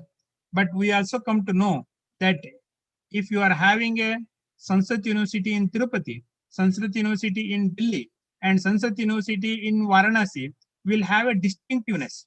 Those distinctiveness has to be highlighted in the Sanskrit universities manuals. Now, if you look into the various Sanskrit universities, there are नवाचार के बारे में, पूर्व छात्रा के बारे में, और प्रसाधन के बारे में, और वैलक्षणम के बारे में अलग-अलग questions have been asked by the NAAC. I request you to look into the one thing for the notification which NAAC has made during the COVID-19-20 situation. We have given the notification for all the higher education institution what should be the academic year. Now for this particular year, maybe up to September or October, you may take into consideration for the academic year 1920 also. For example, if you are applying to the NAAC in the month of next year, March 2021, let us say, then previous 5-year data you have to give. Previous 5 years means that the 1920, 18-19, 17-18, 16-17, 15-16. From 15-16 onwards to the 1920, you have to give the 5-year data to the NAAC. For Sanskrit universities, there are 7 criteria are there. There are 34 key indicators are there. There are qualitative metrics there are 63 are there. There are quantitative metrics which call as a data validation and verification. There are 88 metrics are there. Totally, it will come to the 151 matrices are there for the Sanskrit universities. General universities, there are earlier 137 were there, but there are less marks or the weightages also there for the, and right now, questions have been reduced in the general manual also in the universities. Now, I have brought a skeleton of the Sanskrit universities with respect to the various metrics. If you look into the Sanskrit university, there are in the curricular aspect, there are 8 questions which are there in the quantitative and 7 are there qualitative metrics. Further, it will, if you go to the 7 criteria, you will be able to see that meticulously NAAC has made both quantitative and qualitative metrics which will evaluate the essence of the Sanskrit universities. For example, just to give you an example, out of the total 151 questions, further has been divided into the 63 questions and 88 questions, And further, it is a qualitative and the quantitative are there. I will not go into the full details of the each question. You can look into the various manual which are available in the NAAC website. And when you are going through the accreditation, how exactly you have to prepare, I just would like to share a few things in the criterion wise. If you look into the weightage wise, there are 48% which comes as the qualitative metric. That means the on-site visit, if the visit happens, then only it will be validated. But the 51 or 52% of the metrics comes as the DVV process, which is called the data validation and verification procedure will be there. So it will be evaluated through the DVV process. I just would like to bring out some questions which are relevant to the Sanskrit universities, which NAAC has specified and asked in the evaluation procedure. You may look into the various things in the NAAC manual. All syllabi related to Sanskrit Shastra subjects are available through the Sanskrit medium. Whether your university syllabus, which reflects as a Sanskrit as a medium, total number of courses, course-wise details you have to give, and also the versions in the Sanskrit. Now the thing is that institution not only just saying that yes they are having, but you have to upload the all the courses, all the program, whether it's a PUG, VG, UG or a PG program which you are running, you have to make sure that which will be available in the institutional website. That is more important. So documentary evidence is more important for you to upload relevant document in the institutional website. Now, in the Sanskrit University manual, there are Sanskrit version is also available. In the initially, we have given the English. Along with that one, we have also given the Sanskrit version of the manual. So a reader who is preparing the self-study report will be able to understand sometimes in the English as well as the Sanskrit. While applying to the NAAC, you have to give the reply in Sanskrit only. 1.1.4 has been translated into the Sanskrit also. 1.2.3, which talks about the university provides the flexibility of bringing the conventional face-to-face mode education along with the online education, MOOCs, Swayam portal, and allow the student to choose the course as they are interested in and provide the details. It may be Shastras, it may be Vyakarana, or it may be Acharya. Some of the subjects which you will be having in the UG and PG. Those subjects, whether you are having a face-to-face or whether it is an online education, you can combine both online and the offline for the upliftment of the student. Another question comes with the university curriculum has the units and subunits of the modern subjects like history, political science, education, psychology, economics, statistics. Do you have such subject in the institutional thing? And suppose if it is a Chanakya Tantra or maybe the any other relevant thing which the Indian context will be there. So whether you are imbibing in the Sanskrit knowledge to communicate, which will be taught in the Sanskrit medium. Modern Sanskrit literature also may be included in the curriculum. So around 500 words you have to give. Another subject, Jesa 1.3.5, you have the questions which is translated into the Sanskrit also, which will be available with the Adhunika Sanskrit Sahitya Patacharya Abhyagata Vartate Vivaranam Deyam. In 1.4.3, which talks about the feedback received from the statutory bodies in the universities like Academic Council, Executive Council, issues related to the restructuring of the curriculum, discussed with the traditional scholars or the peers is another thing which you can highlight. And the same thing has been translated into the Sanskrit. In the criteria 2, there are 200 weightages is there. In the 200 weightage, there are various questions will be there. As you see here, 2.3.2, which NAC talks about the percentage of the teachers using the ICT for effective teaching with the learning management system or an e-resources. Today, at the COVID-19 situation, you will be having use of the internet as well as the ICT enabled service.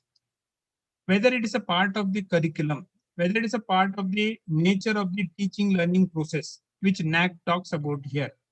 So in the 2.3.2, the translation comes is here. Adhigama Prabandhana Pranali, like that, it will be there. So you can look into the Sanskrit translation also. What is required here? A data required for the quantitative metric. My request to all the Sanskrit University staff is that when you look into the matrix, it is a qualitative metric and the quantitative metric. The quantitative metric which comes with the number game, number of teachers using the ICT. For example, you are having the 22 teachers in the university. All teachers are using, all courses will be taught in the ICT, or percentage will be used for the e-resources, which you have to look into it. And number of teachers on roll. Number of teachers in the sense, how many teachers are there, whether it is a 32 or a 22, and percentage which should be calculated. Out of that, how many teachers are using the ICT. ICT tools and resources available. Resources in the sense, you are having the classroom with the ICT enabled services. It may be studio or it may be classroom with fitted with the LCD also is not a problem. But do you have an academic management system? Whether you have a learning management system, whether your teachers are uploading all the ICT teaching or the videos into the institutional website, which you have to look into it. I just would like to give you one example.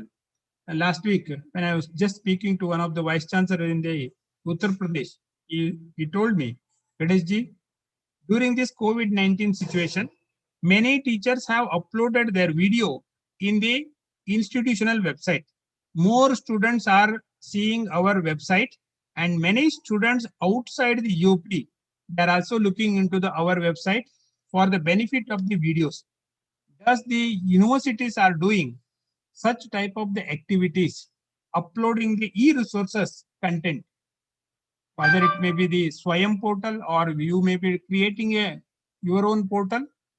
Kindly look into this thing, and it has to be given with the quantitative, and you need to give the documentary evidence, and you need to upload in the institutional website. University encourages the Gurukula method of teaching. जैसा आपको भी अवगत है, the Sanskrit basically depends upon the Guru Shishya Parampara. The method of the recitation, the method of patshalas, the method of traditional oriental learning system in the Gurukula or Shastra Pitras, whether it is happening or not, whether university is promoting such type of activities in the university or not. There is one question, around 5 marks, has been asked in the NAC manual. When you look into the translation also, Vishwavidyalayasya Gurukula Paddhatyaha Adhyapanam Patshalaha Paramparagata Prachya Adhigama Pranali Gurukulanani Shastra Pitahani Cha Preshetiya.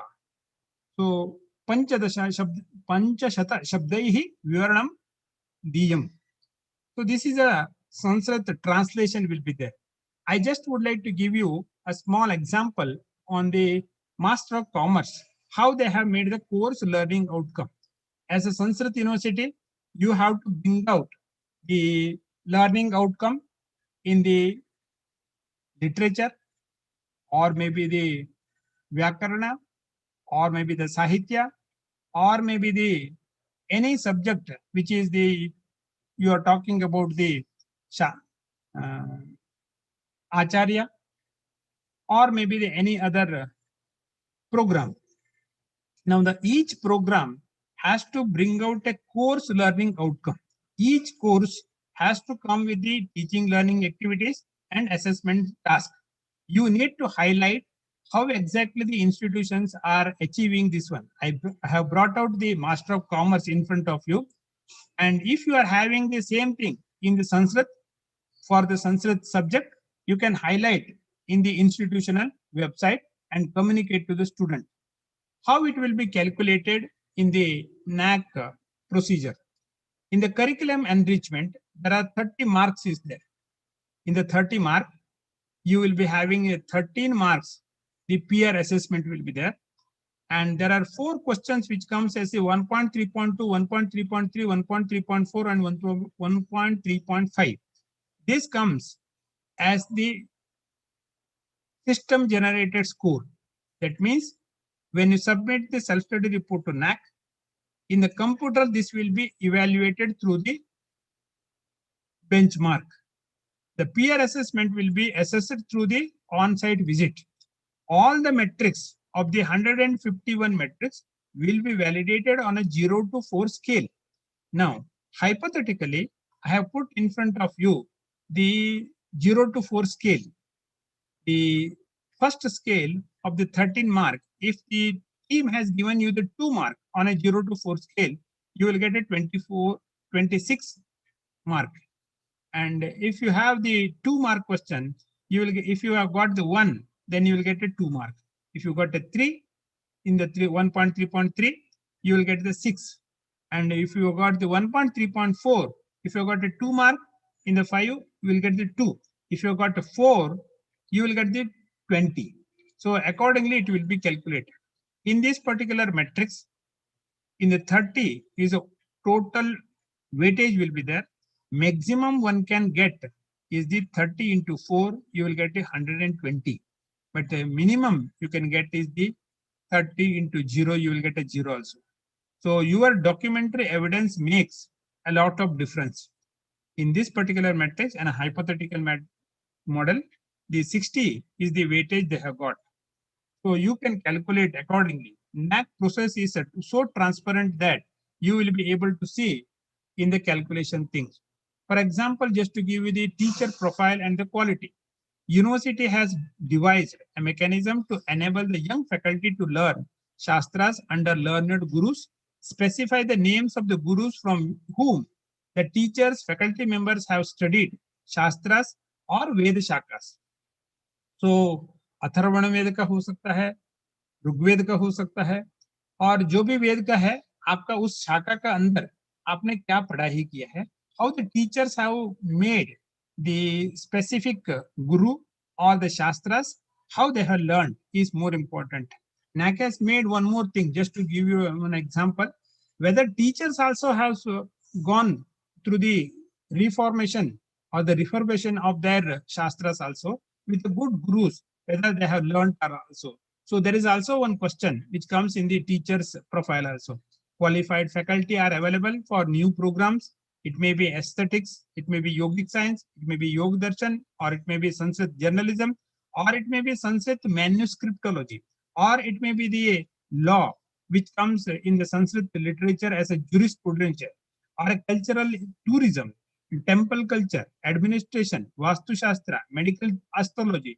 There are various subjects which comes in the 2.4.7, whether the institutions are running such courses or the programs for the benefit of the student.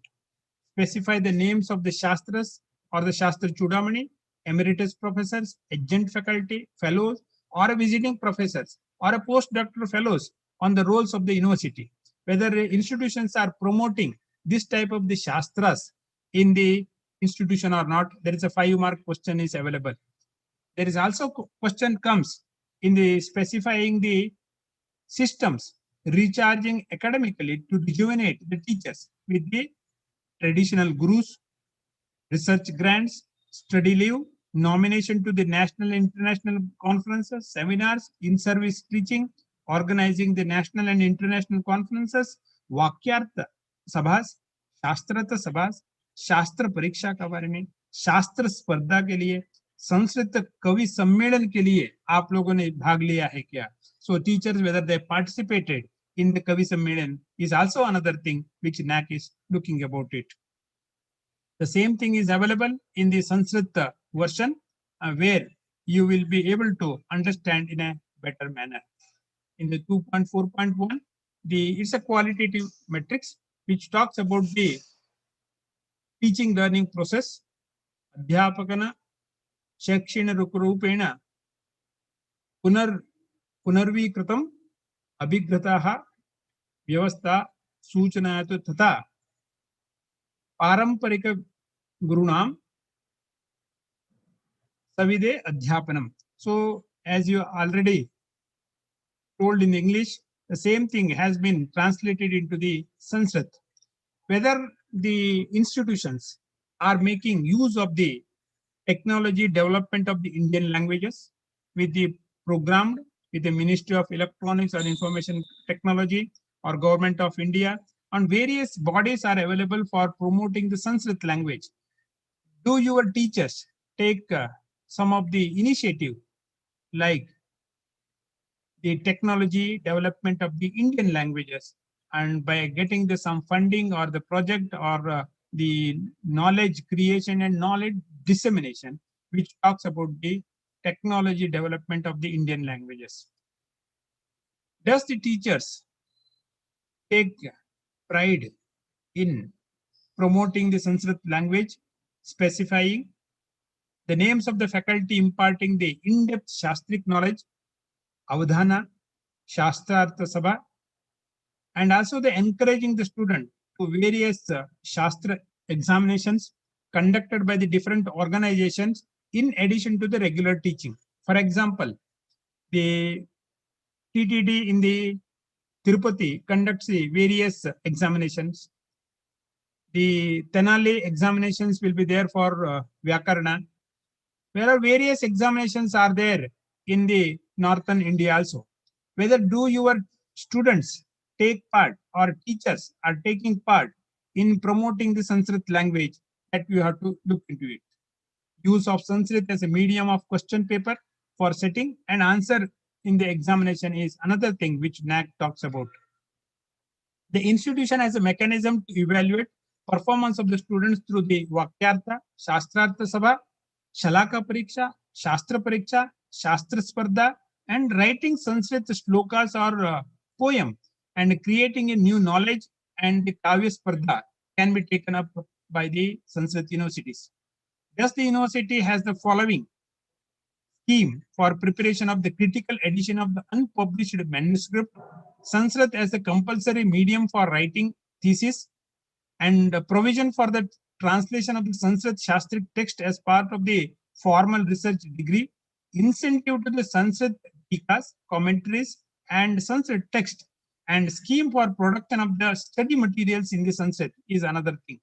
You can also look into the university which are having the following facilities. It may be the computer lab, or it may be the museum, it may be studio, or it may be PG Pathshala, it may be research or statistical database, manuscript resource center, manuscript conservation center, yoga training center, yoga therapy, observatory, yajnashala, phycology laboratory, and various labs do you have in the institution.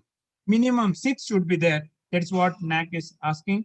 If you're having more, you can write in the things. Only request from the NAC is that you have to give the documentary evidence to the NAC. All photographs should be geo-photographed, then only it will be considered and you will be validated through the process. If you are not giving the geo-photographs, it is very difficult to validate that one. So those photographs should have the at least where it is placed and what is the document, and when it is taken, you have to give the documentary evidence in writing. University provides the funds for its internal resources for the promotion of research is another thing. In the extension activities, university gives an attention to the Sanskrit and Shastra learning popular in surrounding areas of the university. For example, whether university is giving an attention to promote the Sanskrit language in vicinity of the university, so that the Sanskrit scholars will be promoted through the spoken English. The teachers participate in the live commentaries, lectures, discussion programs. It may be print or it may be electronic media. It also talks about it. Provide the details of the joint publication program. If you are having the joint publication program with the Chaukamba Prakashan or any other publisher also you can give, but promoting the Sanskrit is a main core area for going for the accreditation.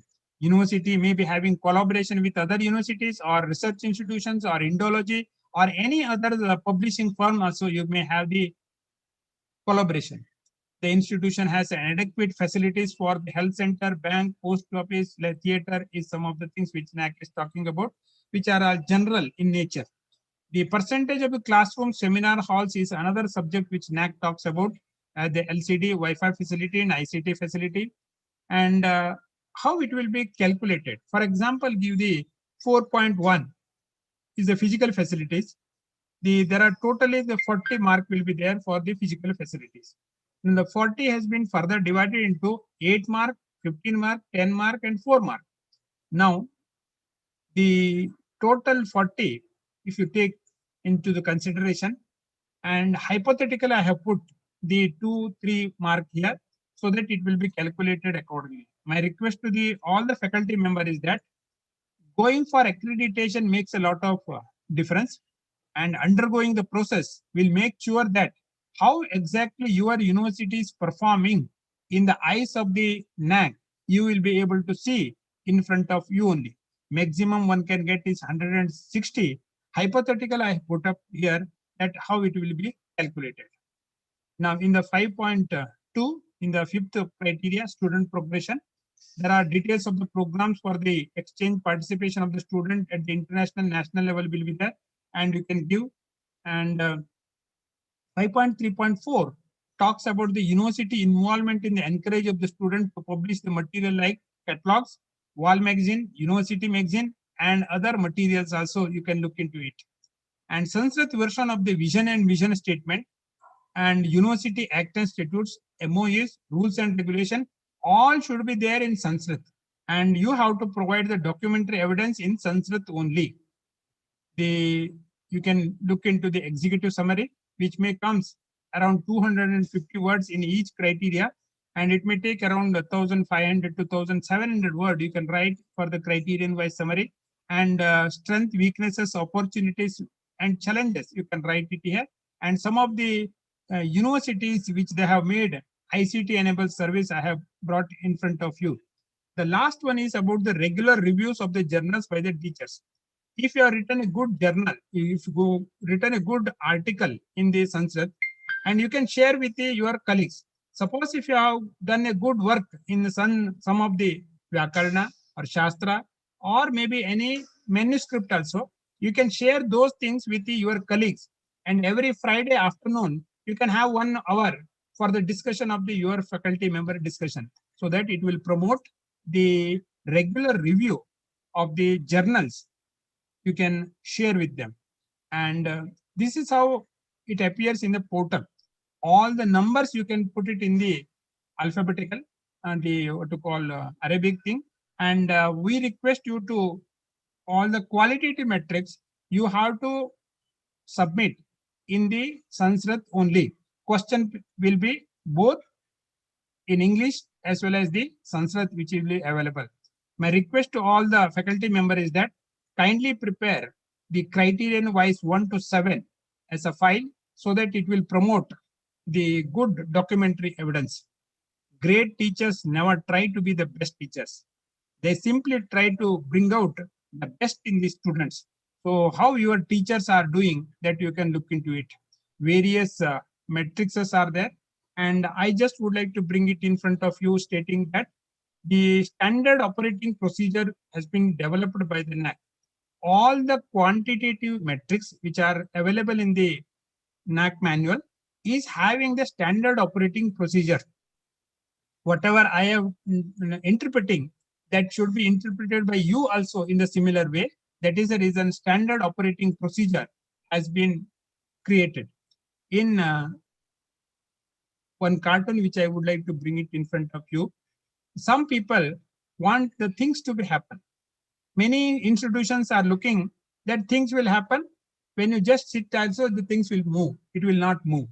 Some people wanted this to happen and they take some initiative, but they will keep quiet. It will also not work. Only those people will take a risk and then things to happen, it will happen. So my request to the institution is that kindly look into the various metrics of the NAAC. In the NAAC process, there are benchmarks are there are peer assessment is there. As you all know that all the quantitative metrics which comes as a system generated score. The peer assessment will be done on the on-site visit based on the 0 to 4 scale, whether it is a peer assessment or a system generated score, both will be done through the 0 to 4 scale only. I just would like to share one Hindi line with you. उनके लिए सवेरे नहीं होते जो जिंदगी में कुछ भी पाने की उम्मीद तोड़ चुके हैं. उजाला तो उनका होता है जो बार बार हारने के बाद कुछ पाने का उम्मीद रखे हैं. And I hope you will be able to appreciate the NAAC efforts. What is an innovation? NAAC has also kept an innovations ecosystem for Sanskrit University. Sanskrit universities has to create their own way of innovative way of promoting the Sanskrit language and also the culture and the creativity. Innovations depends upon the think differently and act positively in the issues which you will be looking into it. So there are Atal innovation missions are available. Kindly go through the MHRD website. You will be able to appreciate the incubation centers, the Atal community innovation centers, and language promotion is also one of the things which the Atal innovation mission is taking. But only thing is that you have to creative in applying to the Niti Aayog for the Atal Innovations Mission. There are various universities have got the incubation center on behalf of the Atal Innovation Center. National innovation context is also another thing which you need to be creative while applying to the MHRD's innovation cell.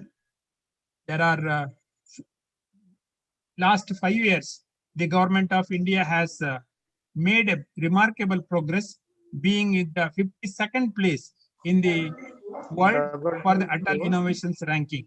You may create your own in the intellectual property right, and various standard operating procedures are available. I just brought it in front of you. Where there is a will, there is a way. The picture only will talk about these many programs. In the extension, you can have Unnat Bharat Abhiyan, Made in India program, Make in India program, Stand Up India program, Startup India program, and various Digital India program. I just would like to share with you one thing here is that in the coming year, the government may implement the One India, One Data program. So it will help you to understand that Government of India is going for the Digital India. So whether our Sanskrit universities are in line with the Digital India program, that we have to ask ourselves only. The data template, accreditation metrics, and standard operating procedure will help you to understand in the whole procedure thing. I just would like to bring out a new line in front of you. Coffee never knew that it would be taste so nice and sweet before it met milk and sugar. Very good individuals we are, but when it becomes to the better, when we meet and blend with the right kind of people at the right time, that makes a lot of difference. I just would like to share with you that the dynamic website is more important and infrastructure is also more important. Free ship provided to the student, coaching, remedial coaching, yoga, meditation, personal counseling, placement of the student, and never wait for a perfect moment. Just take a moment and make it perfect. It takes a lot of time to develop your own database for the institutional things, and kindly make sure that every day you will work for the database management, and finally you will be successful in making yourself as a good institution. Student councils, representation of the students, alumni association, alumni contribution. I request you to make the 2 or 3 things. One is every student should take part one or the other project-based learning. Second thing is that one boy or girl should be there in your IQAC to give you the new ideas. Representation should be there in the different bodies, whether it is a board of study, whether it is a academic council, whether it is a IQAC, your students should be there. Alumni association. My request to all the faculty members is that you may be teaching Vyakarana, you may be taking some Shastras or Dvaita or Vedanta, or maybe the any Sahitya subject. Next year, when you open a new program, you kindly invite some good student and let the student speak in half an hour, stating that today what they are there, it is because of that university they have undergone the various programs. So that type of the institutional belongingness, if you create, I think you will be creating a good citizens for the country. There are reputation versus the resources. If your good reputation is there, you will get the resources. How to make the reputation?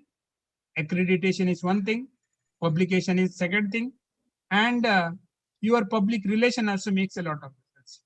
The resources which you are creating at the institutional level makes a lot of difference, and the reputation will be bring when teachers take a good research project which are available throughout the UGC, MHRD, or various bodies. You can apply to that one. Financial aid to the faculty members, financial aid to the student, perspective plan, effective various bodies is more important.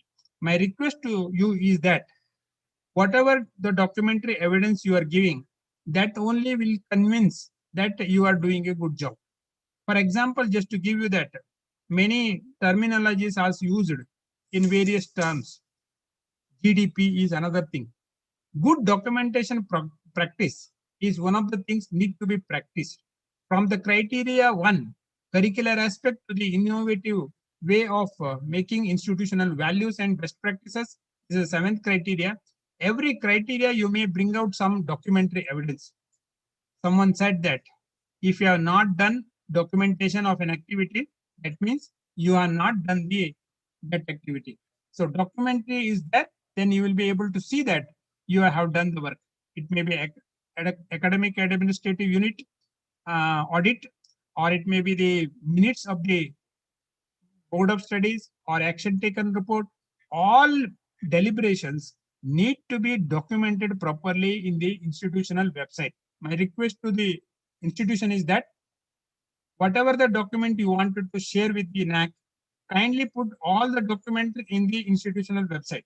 Initially, you can put in the password protected, and whenever you need, you can open up the document, so that you need to make a documentary evidence for the purpose of the NAAC. And finally, I just would like to share with you that renewable energy, rainwater harvesting, green initiative, and quality audits, institution disabled friendly campus, like Divyangjan friendly campus, you may create. Suppose if you would like to say that one, you are doing a good job, why can't you bring out a code of conduct as a handbook, so that it will facilitate the student, teachers, and also the governing body. And there are various consciousness about the national identity will be there. It may be Gandhi Jayanti, it may be the Raksha Bandhan, or it may be the January 1st, or it may be Yugadi, or it may be anything related to World Environmental Day. So these are some of the things which you can create a new identities at the institutional level.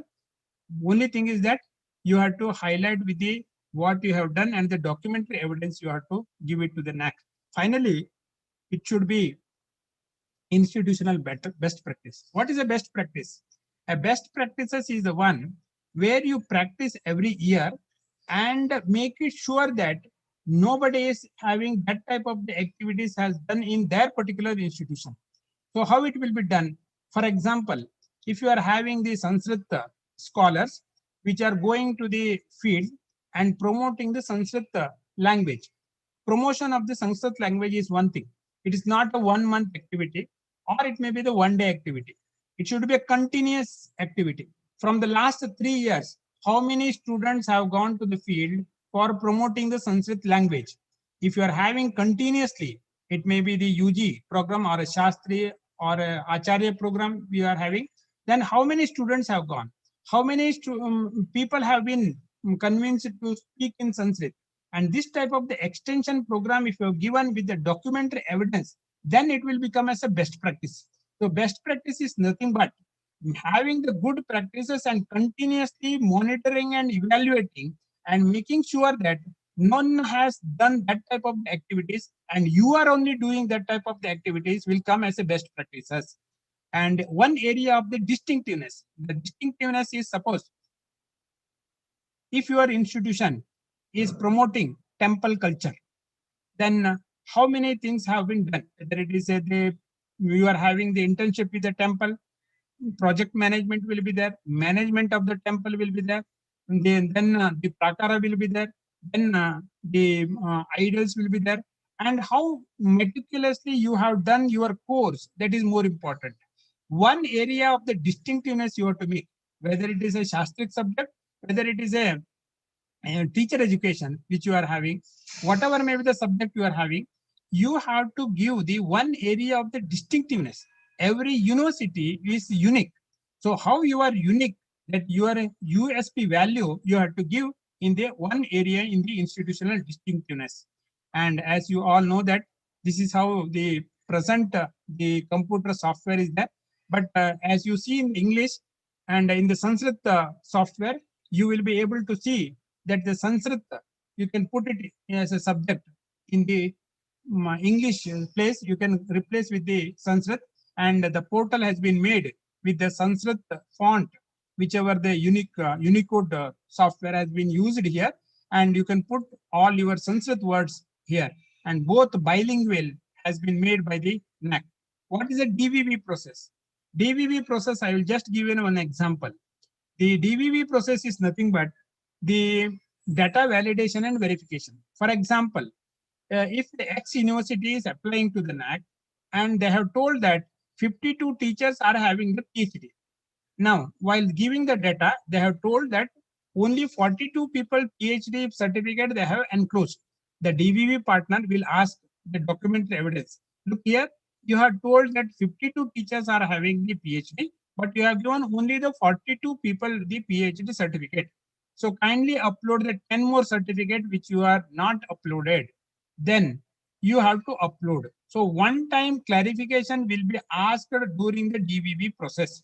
Now, if you have a documentary evidence, you can upload in the institutional website. Then give a documentary evidence, or you can upload your document. Maximum 5 MB space for each matrix will be given by the NAAC. Now, during the DVV process, if you have the documentary evidence, within 7 days you have to give. As you all know that the Einstein once sometimes said that everybody is having only 24 hours. Nobody is having the 25th hour. Within 24 hours, everybody has to work. You also have to give within 7 days maximum. You have to reply to the NAAC. Once you apply to the NAAC, you have to be very careful, because within the 7 days, all the clarifications will come to your computer. Nobody will be calling you that you kindly give the documentary evidence. Nobody will call you. Only thing is that in your portal, you have to look into that one in the portal only. And these are some of the things which the computer software has been developed by the thing. And finally, I would like to share with you, a leadership makes a lot of difference. Organizing the group of people to achieve the common vision. Every university will be having a vision statement. To achieve that one, you need to work in a group or in a team. A leadership is the one ability to engage, inspire the people, and motivate the others towards the accomplishing the shared visions and the goals. A vice chancellor will be sharing with his vision and the goals, and every teachers need to support to him to achieve the target, whether it is a Sanskrit promotion, whether it is a NAC accreditation, whether it is a UGC, any other activities which you will be doing, or maybe examination results within 20 days you have to declare, is also another thing which you can look into it. And finally, when it comes to the result declaration, how it will be NAC is declaring the result. NAC will be declaring the result after the on-site visit is over. During the final stage, the student satisfaction survey, the data validation verification, as well as the on-site visit, all three things together will be considered for the accreditation outcome. Now, in the graphical representation, you will be able to get where you have scored high. This is the one of the graph which I have brought in front of you, is a distribution of the performance of the high performance indicator. Means that you have scored 3.01 to the 4 in that particular matrix. Now, average performance indicator, for example, student enrollment, consultancy, IQAC, you must have got low, for example. So low means that average means 2.01 to 3 you have got. So this will be the average performance.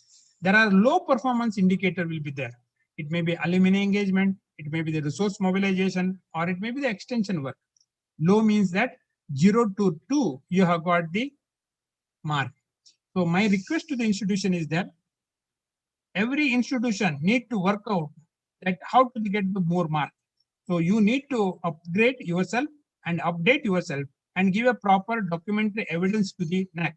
NAC gives the comparative score for within the criteria of the NAC, where you get the 4, whether you got the 2, whether you got the 3, like that. For 7 criteria, NAC will give the result in the portal itself. NAC will not communicate through any letter, but it will be available in your portal only. Anytime you can look into your portal and you will get the result. And performance also, out of the 150 metrics, all metrics NAC will give you the result once the result is declared by the NAC. अंत में, I just would like to give you one Hindi line stating that Harivansh Rai Bachchan ने एक बहुत अच्छा तरह से एक हिंदी का कवि है, उन्होंने 4 पंक्ति में एक अच्छा लिखा है। लहरन से डरकर नौका पार नहीं होती, कोशिश करने वालों को हार नहीं होती। असफलता एक चुनौती है, इसे स्वीकार करो, क्या कमी रह गई है देखो और सुधार करो। जब तक न सफल हो नींद चैन को त्यागो तुम, संघर्ष का मैदान छोड़ मत भागो तुम। कुछ किए बिना जय जयकार नहीं होती, कोशिश करने वालों को हार नहीं होते हैं।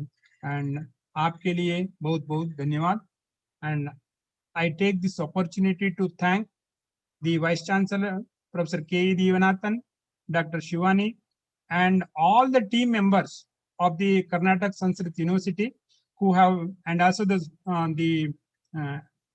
Karnataka Sanskrit faculty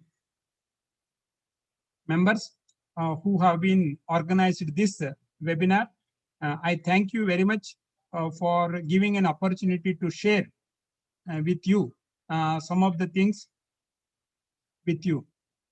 धन्यवाद।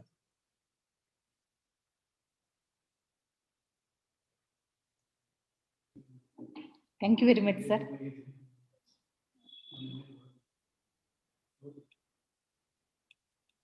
Now we can have a few questions.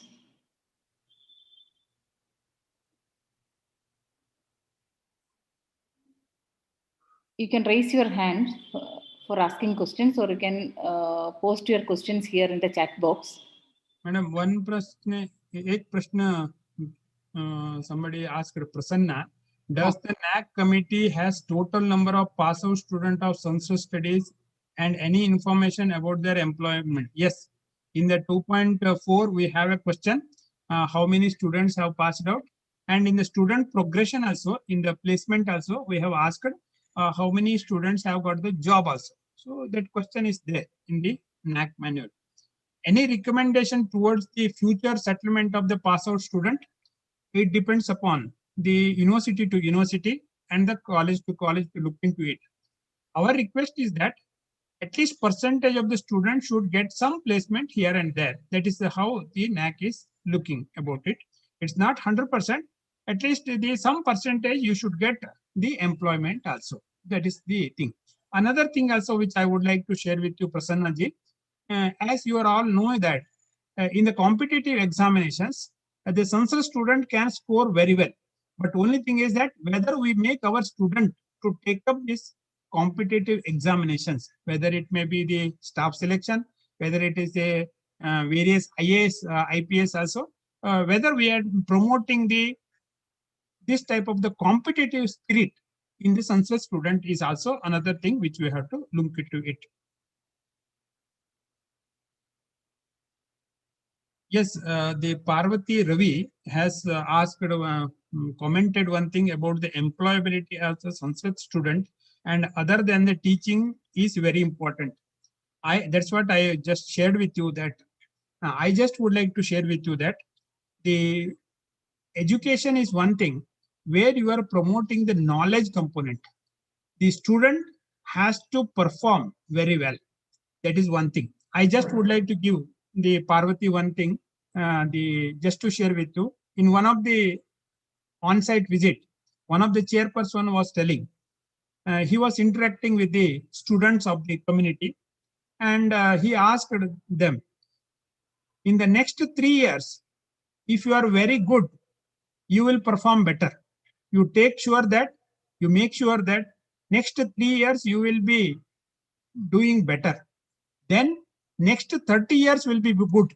But the student, if they are not performing well during the academic, means they will not be able to, next 30 years, their job will be very, very difficult. My request to the teachers, community and the student is that if you make sure that whether it's a 3 years or whether it's a plus 2 years, students should work hard and they have to perform very well during these 3 years or plus 2 years, and then only your next 30 years will be very good. So hope the students and teacher will be able to perform better in the coming years. Jyotirmayi, you can unmute yourself and ask.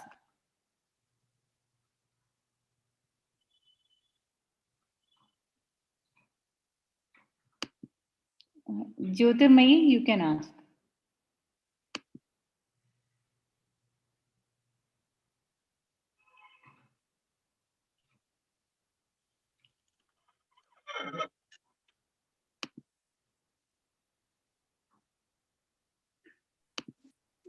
Namaste.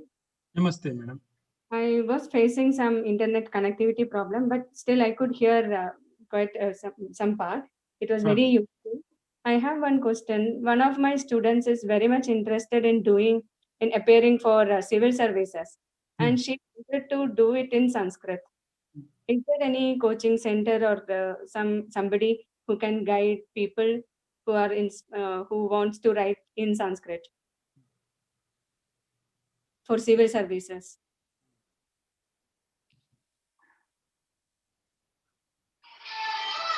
I think you can look into the UPSC as per the norms and everything. Right now, I don't have the particular data whether Sanskrit language they are taking, but as a language, they are taking up for the civil service also. Yes, as main subject, but she wanted to do things in Sanskrit. Madam, you can write to the UPSC and your vice chancellor or your जो आपका संस्कृत का अध्यापक संघ जो है ना, वो they can write to the UPSC, है ना? NAC will only do the assessment at our level. Okay. Madam. Okay. Yeah. So, actually, this is not my college student. She studied Sanskrit from me. I mean, she considers me as her teacher. Yeah, I teach for second language Sanskrit students. Yeah. So our request is that somebody has to raise a voice. Yes. So you can raise a voice to the UPSC. That's what I can tell. Definitely, I'll do that. Yes. धन्यवादः महोदय. धन्यवादः. One more question. Hamsa Ravi Kiran is asking, does NAAC rank colleges, means accredit colleges? So I just would like to share with you here is that ranking is different, accreditation is different. Ranking will be done based on the set values or a set parameters and a set guidelines. That means in a similar way to share with you that they will compare with the what they call banana to the banana, musambi to musambi, and apple to apple. But in the accreditation does not happen like that way. Accreditation is the overall performance of the last 5 years data. Based on the data, on-site visit and the off-site. NIRF is a ranking. Times Higher Education is a ranking. Newspaper will do the ranking, but NAAC does not do the ranking. NAAC will be doing the assessment. Assessment means it is a 5-year continuous evaluation whether you are having or not. So performance is based on the not 1-year data. Performance is based on the last 5-year data. There is a small variation between a ranking and the accreditation. The parents, the student, and also the public may not be knowing the little difference between a ranking and the accreditation, but they may look into the things. But NAAC is also doing the assessment as well as they are also grading in the 7-point scale. You can look into the NAAC website for the further thing.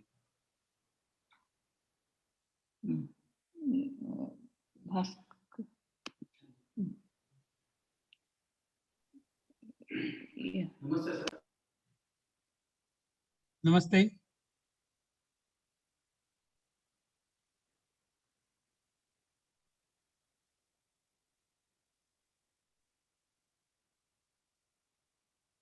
Bhaskar Joshi Mohodaya.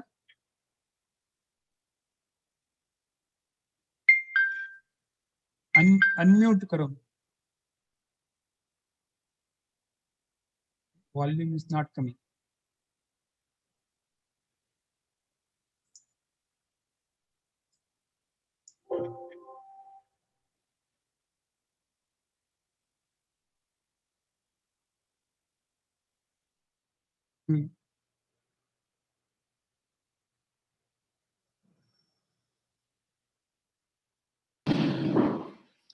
Sir नमस्ते sir. नमस्ते sir. इदानीं विश्वविद्यालयः कदाचित् NAAC अक्रेडिटेशन् निमित्तं गन्तव्यं चेत् मूलतः ये अंशाः अपेक्षन्ते सर? मूल basic. No, basically the eligibility criteria is that one is the 2 batches should have come out or the 6 years of standing. 6 years means within 6 years 2 batches will come out. That is the thing. And there is no thing. Private universities also can apply, deemed universities also can apply, or state universities also can apply. But the university means they may have 12B, they may not have the 12B also. We are also taking without 12B also, NAAC is making the assessment. But minimum at least the 7 years or 8 years of standing, that means 2 batches should be there for the going for accreditation. That is the minimum eligibility criteria. And the staff structure, the faculty, building, that will be as per the UGC norm or the state government norm, and the norms has to be fulfilled. If it is a private university, then the government of the state government norms to be fulfilled. If it is the deemed university norms should be fulfilled. If it is a central university, it will be as per the central university, like that. How many departments should be there, sir? There is no minimum. There are 6 departments also there. We have accredited in the deemed university. There are 123 departments also we have accredited. So range will be from 6 to 125. Okay. Thank you, sir. Thank you very much. Sir, one more suggestion from Sri Ravi Joshi, Dharwad. He says you suggested some external program. So each student should be given a project like this. He has to approach a person and make him speak continuously at least 10 minutes in Sanskrit. Each student should take initiative and do this. So by this kind of program, we all would be benefited in prosperity of our language as well as student strength. This is my personal opinion. Take as suggestions. Madam, one thing which I would like to share with you, if you are giving something, you have to give a nomenclature. See, it should come as a certificate course in speaking Sanskrit if you are making. But if you are running a certificate course, what NAAC suggests that minimum 30 hours should be there. Then only they will be considered as this is a certificate course. That is one thing. And your academic council or your board of study has to authorize that this is the certificate course. So there should be some syllabus, there should be some examination, there should be some certificate. So all three things: certificate, number of students undertaken the certificate course, then the syllabus, then the examination, then the certificate. All things you have to give the documentary evidence to the NAAC. Then only it will be considered. My request to all the faculty member is that if you have done some good work, you have to give the documentary evidence. Without documentary evidence, you will not be able to get the what you call weightage. Weightage will be given only when you have given the documentary evidence to the NAAC. Yeah. One more question from Professor Kavita Hole. KK. Is there the same manual for Sanskrit University and Sanskrit universities running open and distance courses? NAAC has brought out the Sanskrit University manual right now. And as the dual mode universities, NAAC has finalized recently in the 2018-19. NAAC is in the process of the dual mode universities for the Sanskrit University also. So it will come up when the next executive committee takes a decision. Right now, whatever we are having is for the Sanskrit University manual. Dual mode, there are only 6 universities are there in the dual mode in the Sanskrit. So we are looking for the data from the Distance Education Bureau from the Delhi. Accordingly, we will do it. Thank you, sir. Shivaja, you can unmute and ask. Namaste, sir. Namaste, madam. I have one question. So is there any ratio between faculty and infrastructure, which is there in the university? In fact, faculty and the infrastructure, depends upon the number of faculty and number of program. Whenever there is suppose there are 22 programs are there, accordingly the number of faculty will be recruited.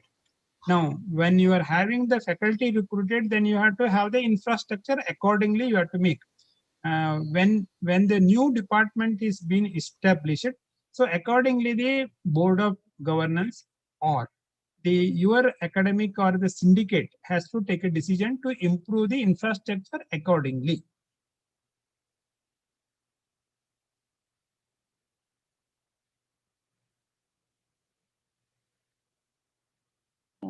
Sir, one more question from me. I want to ask a question. Yes. So, KSU, Karnataka Sanskrit University is a budding university. So, we do not have sufficient faculties here. Means each department may have some 2, 3 kind of thing. So, can we go for accreditation, or we have to wait till the government approves and appoint faculties? Madam, I would like to share with you one thing. As the Buddha has told, the middle path, not the left or not the right. So you have to see that when you will be good in go to the middle path. That means the vice chancellor, the registrar, and the faculty has to think whether you are ready for the accreditation or not. That is the first level of thinking process. Second is that one. If the government is going to recruit the staff, then you wait for the 6 months to the 8 months. So then you can go to the after 8 months you can go. But as you been with the system, you know that if you go to the 100 kilometers away from here, at least daily we can make the 1 kilometer. So documentary evidence is more important, more than the faculty and the student and the infrastructure and other things. What you have done last 5 years is more important. So next 1 year you keep as a gap. Suppose, for example, if you will be going for the 2021 November, let us say we are going for the thing. Now 1 year will be there for our period to achieve that one. So till next June only you can claim to the NAC. Now, previous 5 years data you have to give. Those 5-year data, whether we have the syllabus revision, whether we have documentary evidences, whether our audit statement has been clear, whether our infrastructure documents are there, whether faculty are there, all these things you can make a strategic plan and a perspective plan. Perspective plan means next 1 year what should be done. And a strategic plan is the one next 5 years how to achieve the target, how to become a good Sanskrit university in Karnataka. So this is the strategic plan and a perspective plan. So a planning is more important. So in Sanskrit, in English, somebody said, if you are not planning, you plan to fail. So if you wanted to success, you need to plan.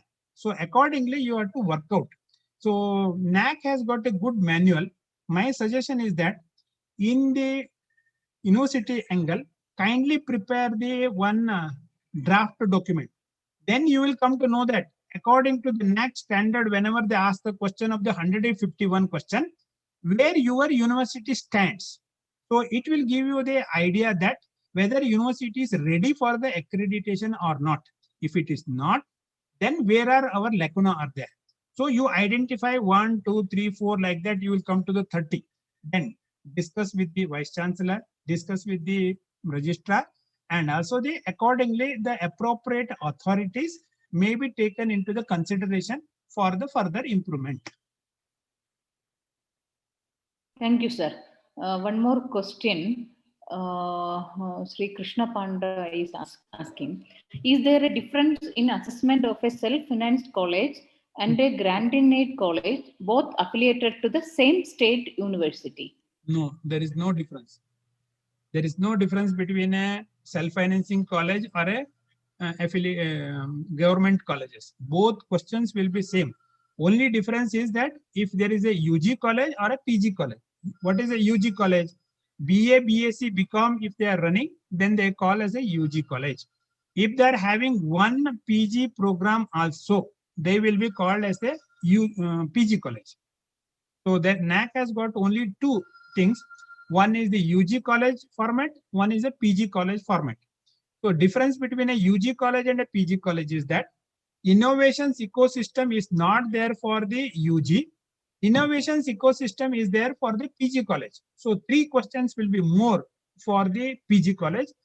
3 questions are less for the UG college. Okay, thank you, sir. Dr. Hari Krishnan is asking, does the criteria to assess the Sanskrit colleges apply for the Sanskrit department in an arts and science college? No. For right now, we don't have a separate manual for Sanskrit colleges. Sanskrit colleges have to come in the general college only.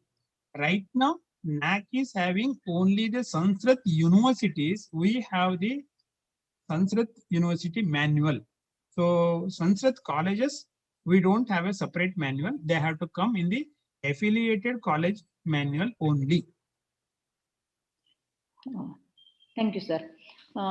Sri Lakshmi Narasimham Krishnamurthy ji's question is there any team which university can consult or take through the process?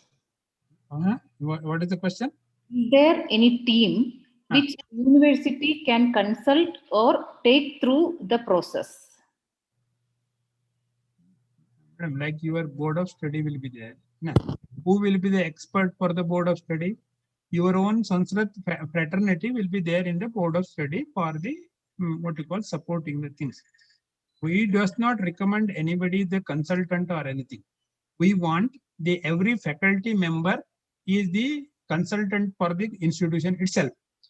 the institution has to make the small core committee like professors, associate professors, and assistant professors, and also some research scholars also you can take it.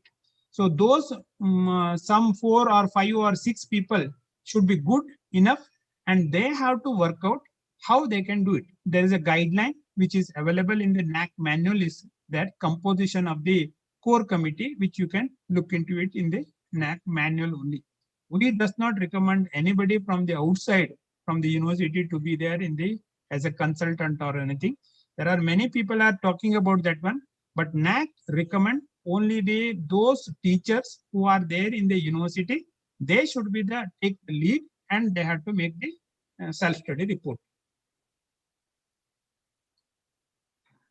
Now, questions are over, I think. If anybody wants to ask, can ask. Otherwise, we will wind up the session. Ravi Joshi का साहब का कोई प्रश्न? आचार्यः रवि जोशी महोदयः. Ravi Joshi from Dharwad. Ravi Joshi ji, do you want to ask? You please unmute and ask. Madam, just I said thanks. As MBA students have the project to do marketing like that, I had asked the question and you asked them. Thank you, sir. Thank you very much for that answer. My request to all the Sanskrit fraternity people is that as the students from the finance, marketing, and then those in the microbiology, biotechnology, all students will be taking the internship. All students will be going to the industry sponsored. All students will be going to the some project-based learning. As a Sanskrit student, they also take up some history, political science. They think, suppose temple architecture. Suppose, for example, just to give you, in the vicinity, we will be having the old temple, maybe there, which is in the ruin stage. So you take the history part, geological part. You take the all the ancient when this was happened.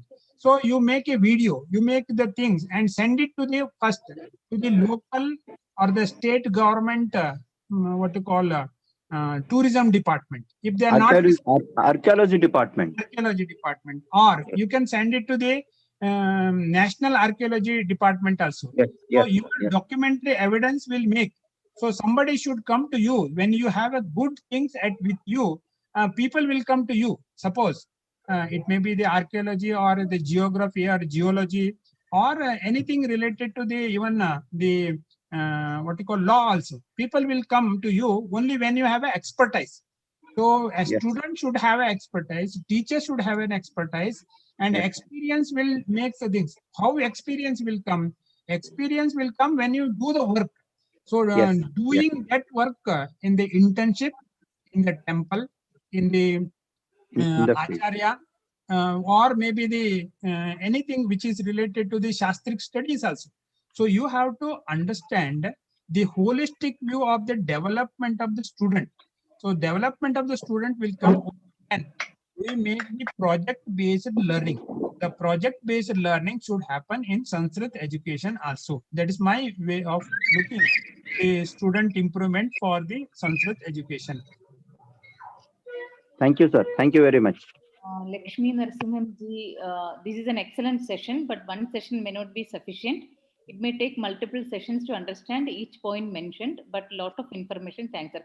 We will do one workshop with the support of Hegde ji, exclusively for this, for NAAC accreditation. So we will plan that. And one more last question from BVK Shastri ji. How to apply START Atal Innovation Center in association with Sanskrit University? Atal Innovation Center is the idea of the Niti Aayog. You just type it in the Google Atal Innovation Center and it will open up. My way of looking is that one. and it may be the science and technology, or it may be the history, what to call ICHR, ICSSR, or maybe the Rashtriya Sanskrit Sansthan. Now it will be the National University, and teachers has to apply the project. That is more important. If you apply the 5 project, you will get 1 project. So you have to make sure that you will be applying to the project. My request to the Sanskrit University fraternity or the faculty member is that every teacher in 1 5-year academic year of the 5-year previous 5 years, at least they should have 1 major research project and 3 minor research projects. Now, how you will be getting that one? You have to apply wherever you wanted to apply. That means that you have to identify where you will get the fund. So every time you have to think, and you have to ask the interdisciplinary approach. History department, political science, then science department, computer science, linguistic. You have to approach different type of the techniques. Every teacher is enough to take such a project also. My request to the institution is that initially you may have some collaborative approach you will be doing. You will be having the linkages. You will be having the what to call other people project you will be supporting. But later on, slowly you can build up your own department slowly. So how you have to make, that depends upon your ability to take up the job, the responsibilities at the institutional level. I feel that the Sanskrit professors, they can take up that challenge and they will be able to do that one. Further thing I would like to share with you that I cannot speak fully the Sanskrit because maybe my way of approach may be different, or I must have not learned in my younger days. But I feel that I can speak in Hindi. तो मैं ऐसा सोचता हूँ जैसा जैसा संस्कृत संभाषण शिविर every time for promoting the Sanskrit language, if you do at your institution level, your vicinity level, and promoting the Sanskrit language, it should be the core and it should come as the white blood cells in the Sanskrit scholar. That's what I would like to share with you at this moment. Okay, thank you very much, sir.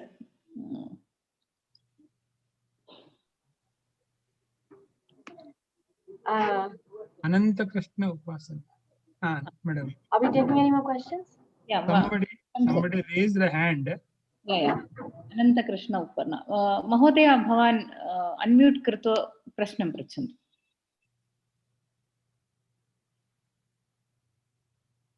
You can unmute yourself and ask question.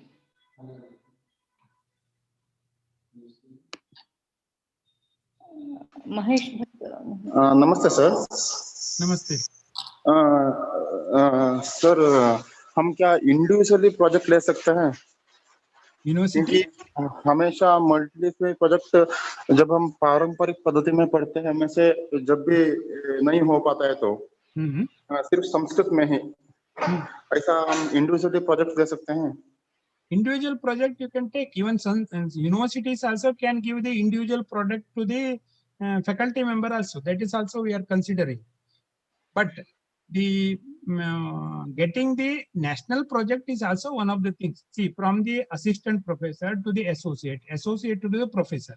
So there is a transformation will be there. At the assistant professor level, we are also suggesting whether you are giving the some seed money to the research scholar, to the research people. That means assistant professor in the younger days, they will be taking the some project from the seed money from the universities also. That is also we are asking one question. But at the later stage, I will give you one example. Few years back, there was one vice chancellor in the Kolhapur University. He appointed 21 faculty member in the one batch. So 21 faculty member, he has given the 2 lakhs rupees. So totally he has given the 40 to 44 lakhs rupees to the every faculty member, 2 lakhs rupees. He told In 1 year, you have to bring the 2 lakh project to the university. Not only that, what we call 2 lakhs. So 2 lakhs will bring the much more project. So our request to the faculty member is that one or the other way, you have to try where you will get some funding from the some project. So identification of the project, you have to work with the senior people, you have to work with the interdisciplinary, you have to think in innovative way. So that is how we have to think about it. So it will take time. It's not that within 6 months you will not be able to get that one, but you should have a desire to get the project. That is more important. Thank you, sir.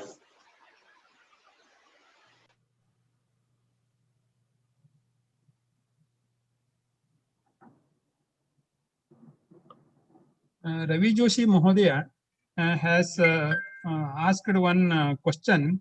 It may be the thing. It would, if we get an individual project to the university project, it will be considered. Because suppose if you are having a H index in the science subject, H index comes as the Hirsch index in the individual. Individually also it will be considered, as well as the institution also it will be considered. Both it will be considered. But for the validation purpose, it will be considered as the institutional project. Overall, suppose for example, you have a 22 teachers and having the 33 project. And the 33 project will be having the 33 crore rupees.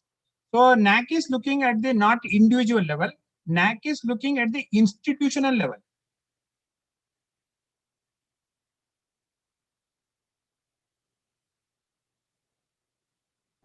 Raghavendra Mahodaya, you can ask. Sir, namaste. Sir, just my question is simple.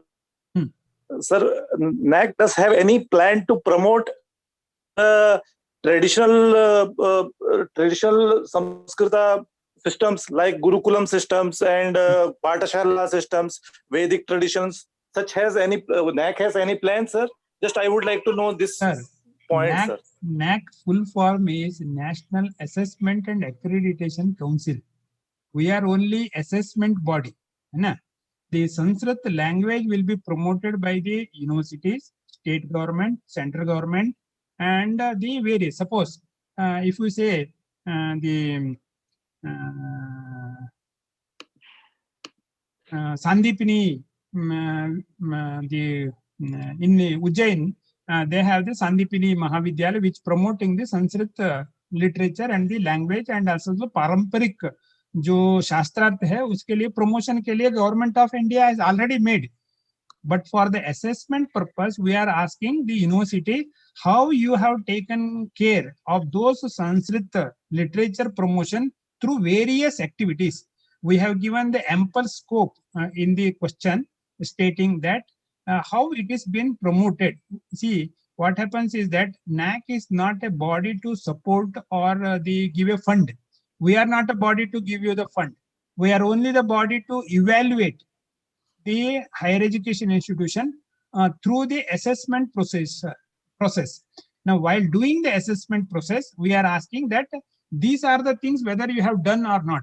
So my request to you is that you may kindly go through the various bodies who are funding and who are supporting to the Sanskrit Shastrik literature and as well as the Gurukula Paddhati. Now, Gurukula Paddhati, where everything will be done by the different Sanskrit literature or the bodies who are supporting.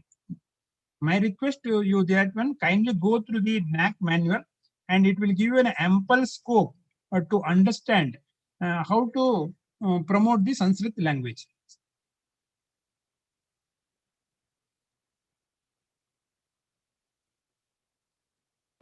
Thank you very much, sir. Let's wind up this section.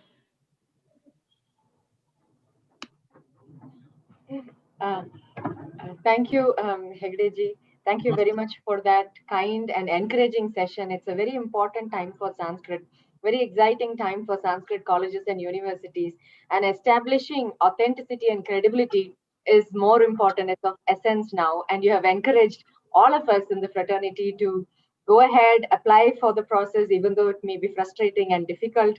In the end, it will be all worth it. Thank you so much for your time. You've been very kind. You have spent extra time on this today with us. We also started your session late. You've been very patient and kind. Thank you so much. Namaste. Thank you.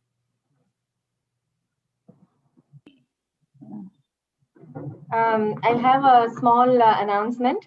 Dr. Mandar Bhanushe was supposed to do the next session today unexpectedly. He had to not be present today because of some college engagement, I think. We will have him another day. And so this will be the end of today's session. And I'm just going to request Naveen Kumar to say the note of thanks for today.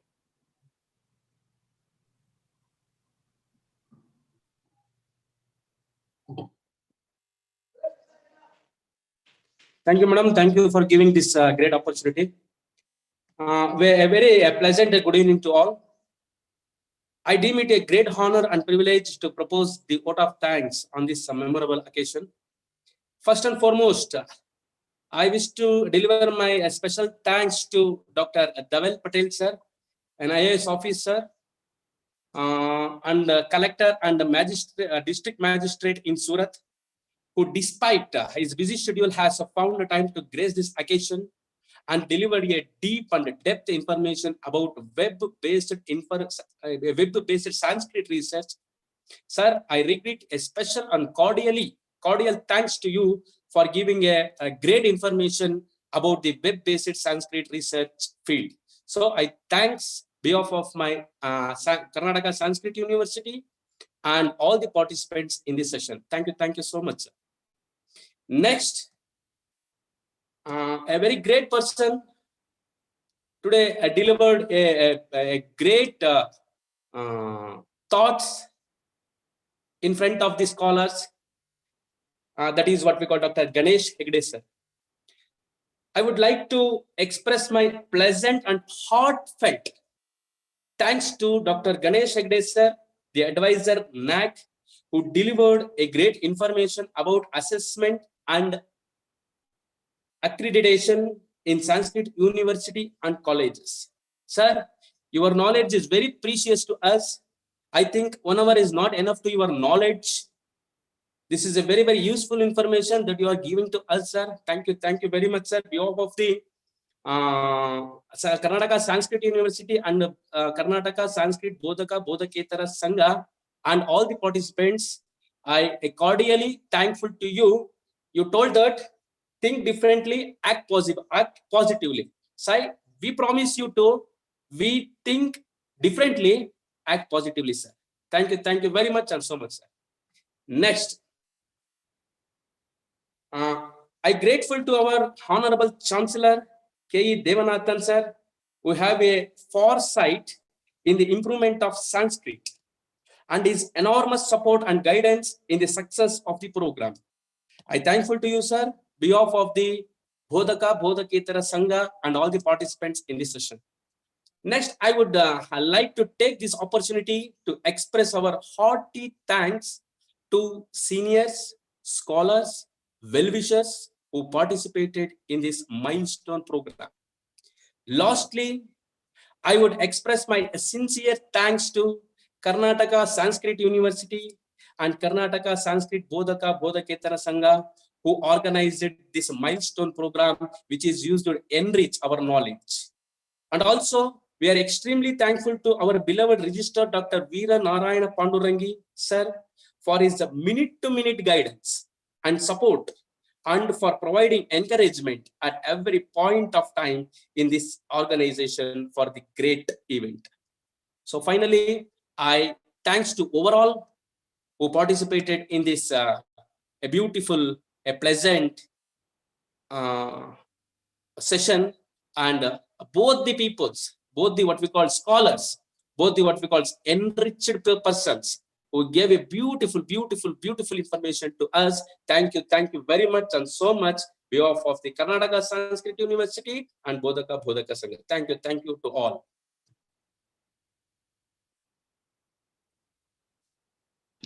धन्यवादाः. श्वः मिलामः.